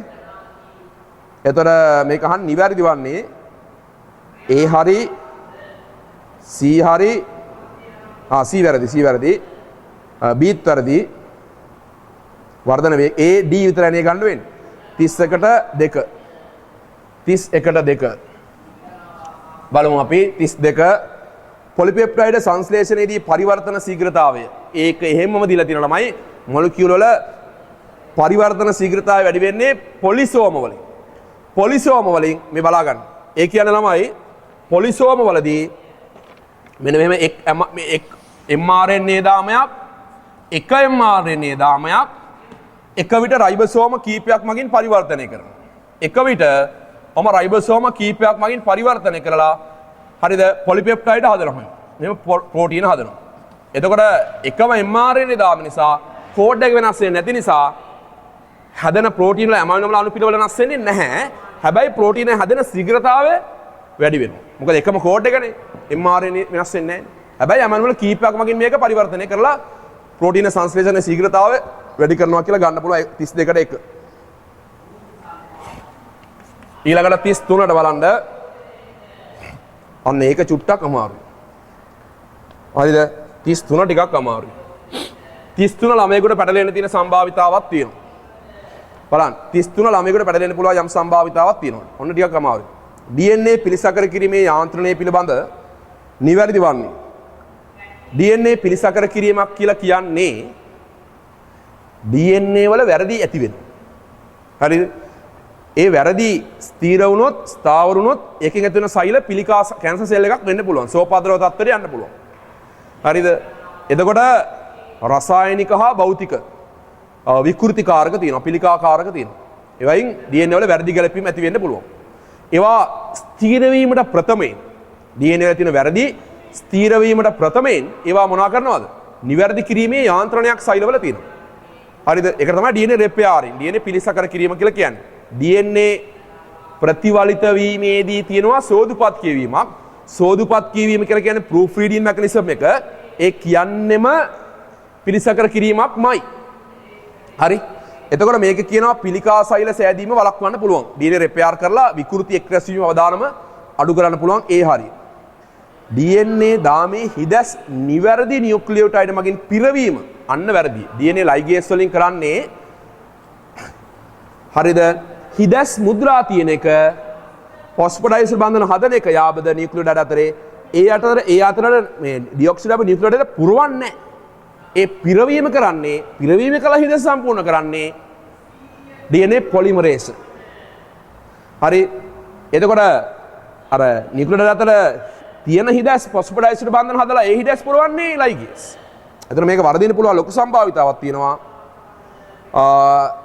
B වැරදි. ඒක කරන්නේ නිවැරදි නියුක්ලියෝටයිඩ් පුරවන්නේ නැහැ. ඒ නියුක්ලියෝටයිඩ් දෙකක් අතර ෆොස්ෆොඩයිස්ඩ් බන්ධන හදලා එතන හිදස් සම්පූර්ණ කරගෙන විතරයි ලයිගේස් කරන්නේ. එතකොට AC නිවැරදි. අර කපන්නේ නියුක්ලියස්නේ. AC නිවැරදි. 33ට 5. 33ට 5 34ට උත්තරේ එන්න ඕන. ඔන්න තව වර්ධින්න පුළුවන් එකක්. ඔන්න ආහාර දාමය. මොකද්ද උත්තරේ වෙන්න ඕන? 34ට. ස්වභාවික පරිසර පද්ධතියක පිහිටි ඔන්න ස්වභාවික පරිසර පද්ධතියක පිහිටි ඒවා හරි වැදගත් ස්වභාවික ආහාර දාමයක් මේ අහන්නේ. වඩාත්ම පාරිසරිකව කාර්යක්ෂම. මුවා දිවියා ගන්න බෑනේ. දැන් රිසෝස් එකේ නම් දීලා තියෙන්නේ වඩාත්ම කෙටිම ආහාර දාම කාර්යක්ෂමයි කියලා. එහෙම හිතලා ළමයෙක් ගත්තොත් ඉවරයි. කෙලිය තමයි. අමාරුයි. එතකොට වර්ධිනවා. එතකොට ගන්න එන එකනේ. මුවාට ඉස්සරහින් කවුරු එන්න ඕනද? තෘණශාක එන්න. තෘණශාක නැත්තම් ඒ ආහාර දාමේ මොනවා වෙන්නේ නැද්ද? කාර්යක්ෂම වෙන්නේ නැහැ. තෘණ අන්න මුවා දිවියා අන්න කාර්යක්ෂමයි. කෙටිනේ. දැන් මෙතන ඉස්සරහින් ප්‍රාථමික නිෂ්පාදකයෙක් නැහැ. සා ඔන්න අයින් කරන්න පුළුවන්. තෘණ වෘකයා. ඒක වැරදිනේ. තෘණ වෘකයා. නෑ ඔතනට එහා පැත්තේ කැරිබු ගත්තා නම් මෙතන කැරිබු ගත්තා නම් ඔන්න හරි. තෘණ කැරිබු වෘකයා. එහෙම ගන්න පුළුවන්. නමුත් මේ තියෙන විදිහට ගන්න බෑ. පහ කොහොමත් ගන්න බෑ. මොකද ඒක දීර්ඝතම ආහාර දාමයක්. ඉහළ ශක්ති මට්ටම් වලට යනකොට මේ ඉහළ පෝෂි මට්ටම් වලට යනකොට ශක්තිය අඩු වෙලා ශක්තිය මේ ඊටාම අඩු වෙනවා. ඔය රාජාලියට යද්දී. ඒ නිසා මේ වගේ වච්චර කාර්යක්ෂම නෑ දීර්ඝ වේවා. මේකේ උත්තරේ එන්නේ 3ද 4ද? ඔන්න ඕක තමයි ගැටලුව. 3ද 4ද ප්‍රශ්නේ උත්තරේ. ලොඩල් ළමයි සමහර 4 ගන්න පුළුවන්. හැබැයි මේ කියලා තියෙන්නේ ස්වභාවික එකක්. ස්වභාවික ආරදාමයක් තියෙන නිසා 4 ගන්න බෑ. ඇයි දන්නවද? තෘණ, සීබ්‍රා, සයිබීරියානු කොටියා. නිකන් හරි කියලා හිතනවනේ. නමුත් ඔක ස්වභාවික එකක්ද? මොකද අර සීබ්‍රා ඉන්නේ සවානාවල, සයිබීරියානු කොටියා ඉන්නේ උතුරු ඇමරිකානු මොකද උතුරු මේ මොනවාද මේ කේතුදුර වනාන්තරවල. උතුරු කේතුදුර වනාන්තර සයිබීරියානු කොටියා, උතුරු කේතුදුර වනාන්තරවල සයිබීරියානු කොටියා, සීබ්‍රා ඉන්නේ සමානාවල. බියෝම දෙකක ඉන්නේ. උන් දෙන්න දේශගුණික කලාව දෙකක ඉන්නේ. දේශගුණික කලාව කියලා කියන්නේ බියෝම දෙකක ඉන්නේ. හරිද? ඒතර අරුවට මුව කහට ගන්න පුළුවන්ද? එතකොට ඒක ස්වභාවිකව තියෙන එකක්ද? නෑනේ. බලන්නකෝ මාර ප්‍රශ්නයක් එක ඈ. සුපිරි ප්‍රශ්නයක්. අන්න ඔය වගේ ප්‍රශ්න නම් අන්න කියන්න පුළුවන් අමාරුයි කියලා. උත්තරේ 3 34ට 3. එහෙම ගන්න පුළුවන්. ඒතර ඒක අමාරුයි කියලා කියන්න පුළුවන්. ඒක හරි. ළමෙක් 4 ගන්න පුළුවන්. හැබැයි ඒ ළමයා හිතන්න ඕන මෙතන ආහාර දාම බියෝම ගැන හිතන්නත් ඕන මගේ අම්මේ. එකපාරට ඔලුවට යන්න ඕන බියෝම වලට. යකෝ මූ ඉන්නේ මේකේ අරු ඉන්නේ අරක කියලා හිතුන්නේ නැත්නම් ඉවරයි කෙලියා. හරිද? 34ට 3.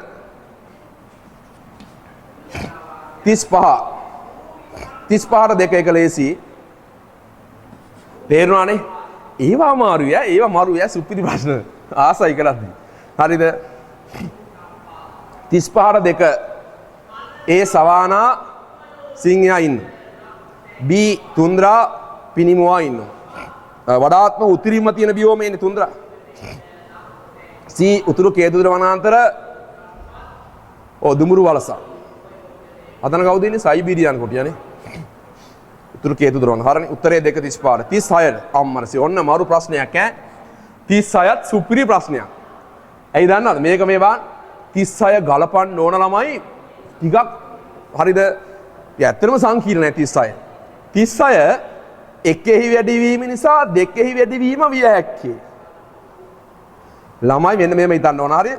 වායුගෝලයේ බ්‍රෝමොමෙතේන් ඒ කියන්නේ MEBR වායුගෝලයේ රිසෝස් එකේ මේ අහගන්න බ්‍රෝමොමෙතේන් තියෙනවනේ. බ්‍රෝමොමෙතේන් කියන්නේ ඕසෝන් ස්තරය හායනය වෙන එකක්. ඒ කියන්නේ බ්‍රෝමොමෙතේන් වැඩි වුණාම ඕසෝන් හායනය වෙනවා. ඔයාලා දන්නවද? ඔක ගලපන්න ඕන මෙහෙම. ඕසෝන් බ්‍රෝමොමෙතේන් වැඩිවීම නිසා කොරල් පර හායනය වෙනවා කියලා ඩිරෙක්ට් නෑ. හිතන්න ඕන මෙහෙමයි. බ්‍රෝමොමෙතේන් වැඩි වෙනවා. හරිද? ඊට පස්සේ ඕසෝන් ස්තරය හායනය වෙනවා. ඔන්න ඕසෝන් ස්තරය හායනය වුණාම UV කිරණ එනවා හානිකර. ඔන්න අහගන්න. හානිකර UV කිරණ ඇවිල්ලා රිසෝස් එකේ දීලා තිනවා UV කිරණ ආවම ප්ලවාංග මැරෙනවා. ශාක ප්ලවාංග සාගරේ ඉන්න ප්ලවාංග ප්‍රභා සංශ්ලේෂකයෝ වැඩි පිරින්නේ සාගරේනේ. ශාක ප්ලවාංග මැරෙනවා විශාල ප්‍රමාණයක්. ප්ලවාංග ශාක මැරෙනකොට ඒ කියන්නේ භෞමිකව සිදුවන පරිසර පද්ධතිය හායනයට වඩා භයානකයි ශාක ප්ලවාංග මැරෙන එක. ඇයි ඒ? ශාක ප්ලවාංග මැරුණාම එවෙන් තමයි වැඩිපුර කාබන් ඩයොක්සයිඩ් විවික්ත කරන්නේ. ප්‍රභා සංශ්ලේෂණය. වායුගෝලයේ කාබන් ඩයොක්සයිඩ් වැඩිපුර අවශෝෂණය කරන්නේ සාගරවල ඉන්න ප්ලවාංග මැරෙනවා. ඒතර වායුගෝලයේ කාබන් ඩයොක්සයිඩ් සාන්ද්‍රණය වැඩි වෙනවා. ගෝලීය උණුසුම වැඩි වෙනවා. අන්න ගෝලීය උණුසුම වැඩි වෙනකොට කොරල් පරහායනය කියලා දීලා තියෙනවා. හරිද? පිස්සු යදෙනවා. ගෝලීය උණුසුම වැඩි වීම කොරල් පරහායනය. බලන්නකො ඉතින්. මාර විදියට ගලප ගන්න. ඒතර ඒ විතරයි ගන්න වෙන්නේ මේකේ. 36ට 1. අනිත්‍යව ගන්න බෑ.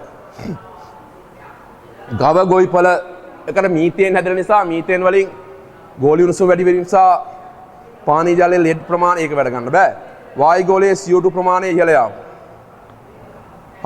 ගෝලීය උණුසුම වැඩි වෙලා අක්ෂිරෝග ඇති වෙන්නේ මේ ඕසෝන ස්තරය විනාශ වීම නිසා. 37 පාසනල් කුමන ලක්ෂණය සහිත එන්නත් පිළිවෙලින් සරම්ප හා කොලරාව. ළමයි සරම්ප වලට භාවිතා කරන්නේ අක්‍රිය කරන ලද නෙමෙයි.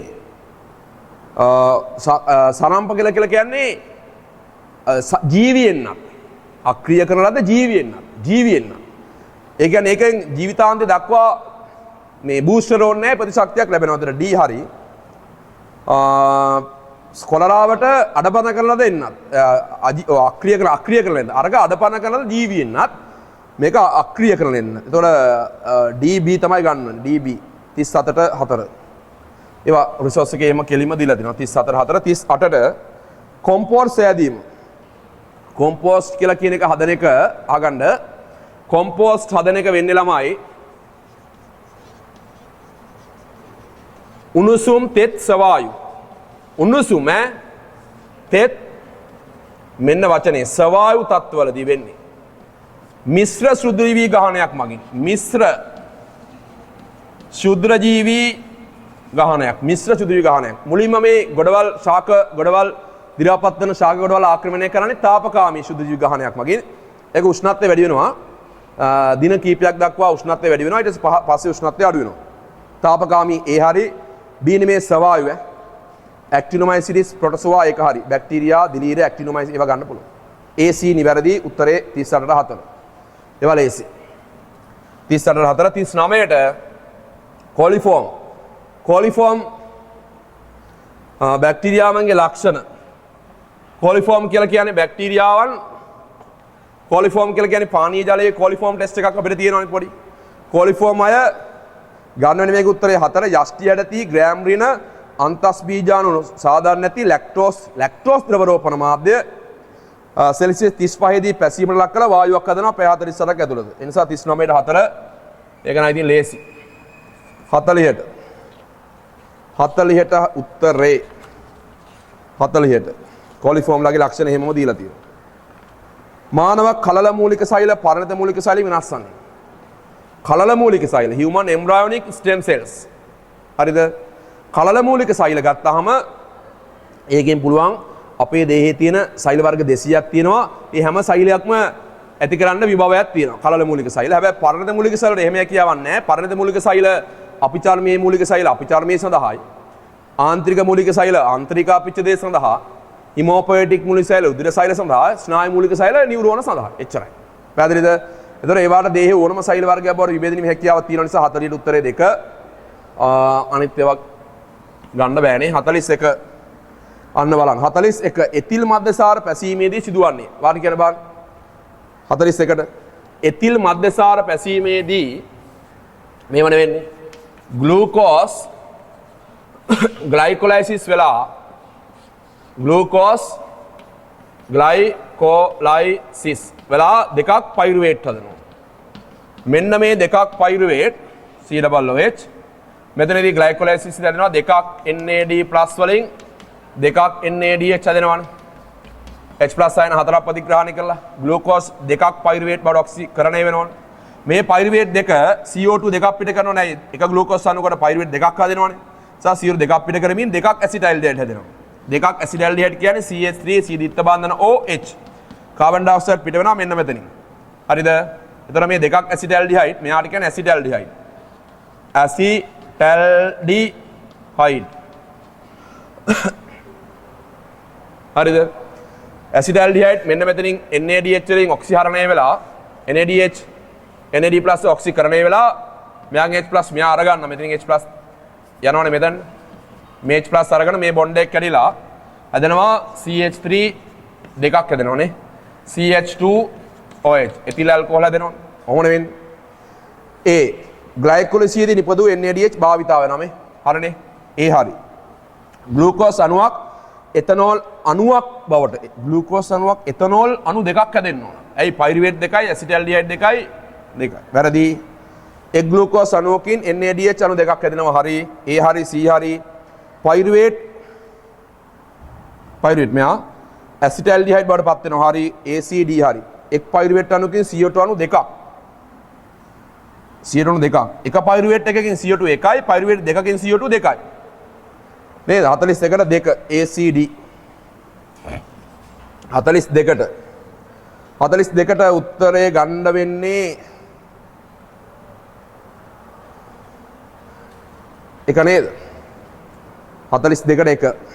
ඒක ඉතින් හොයාගන්න පුළුවන්. චවිකාවක් තියෙන බාන ගලප ගන්න බාන AR. හරිද බාන?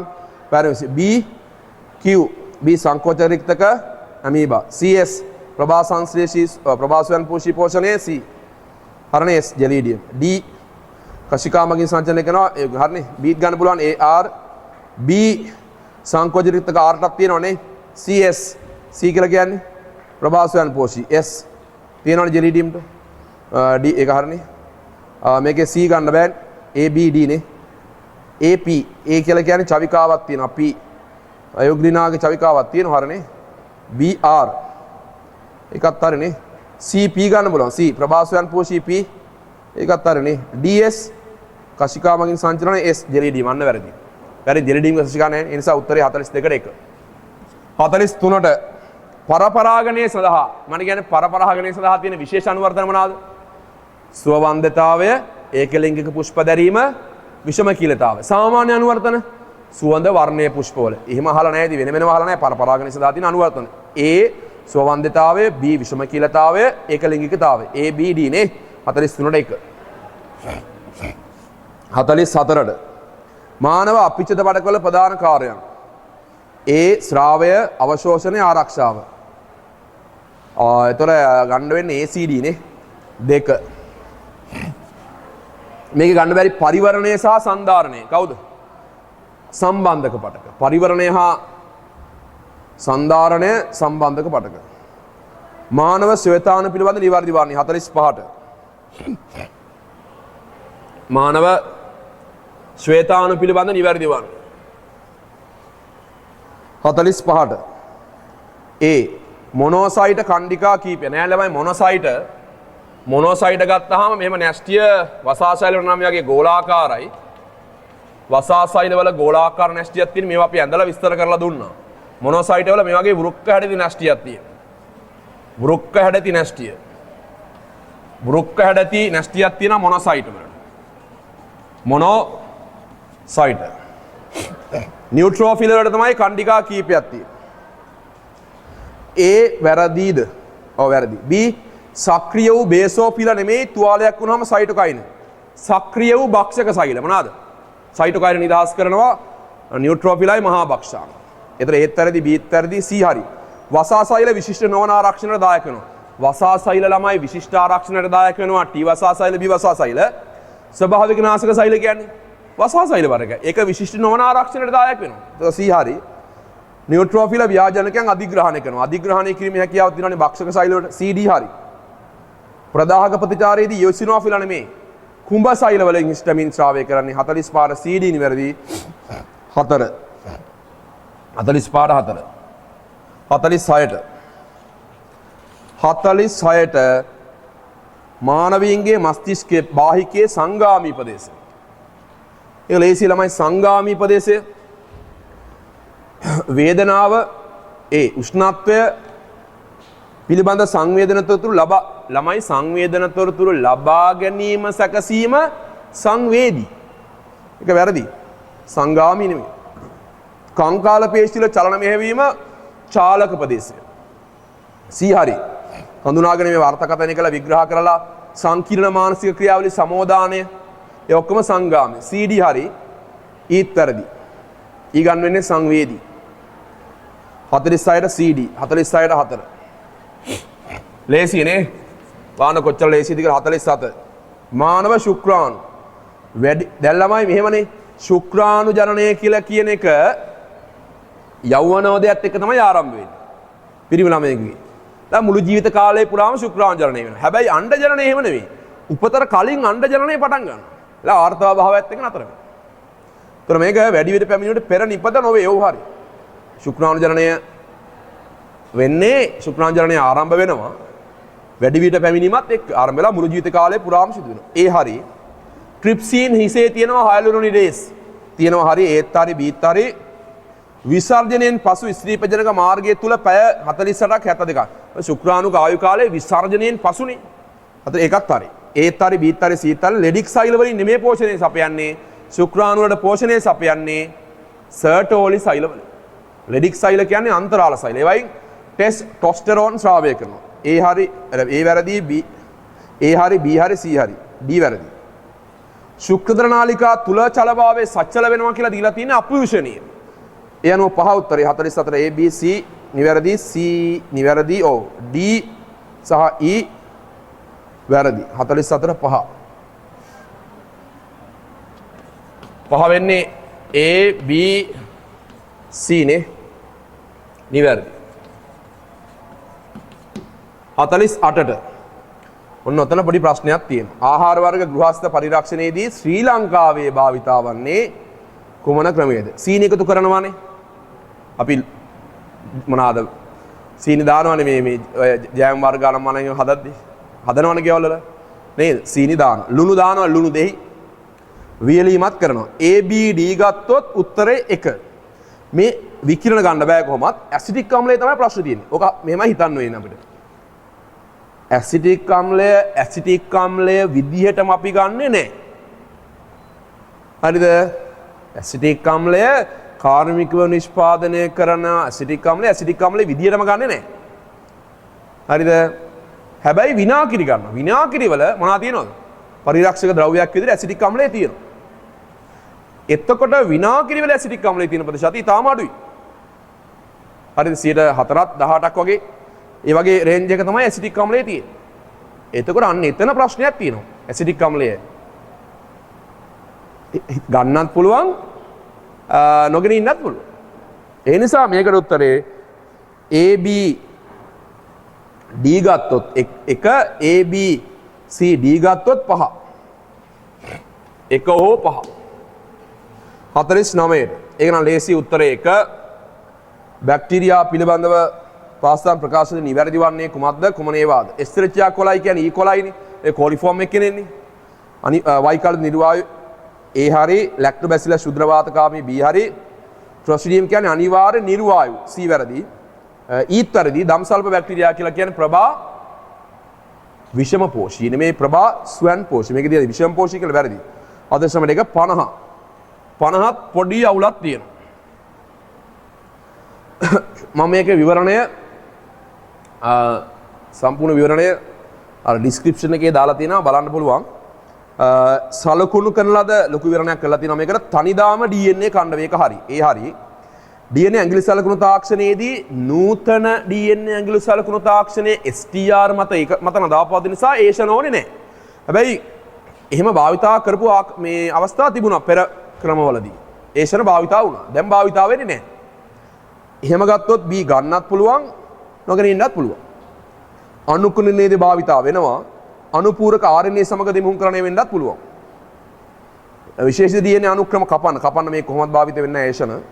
ඒ අනුව දෙක ගන්න පුළුවන් ACD. හැබැයි B ගත්තොත් උත්තරේ 5. දෙක හෝ 5 වෙන්න පුළුවන් 50ට. 50ට දෙක හෝ 5 මේකේ ලොකු විස්තරයක් දාලා තිනවා ඩිස්ක්‍රිප්ෂන් එකේ බලන්න. ඒ අනුව දෙක හෝ 5 වෙන්න පුළුවන්. එහෙනම් ජය වේවා.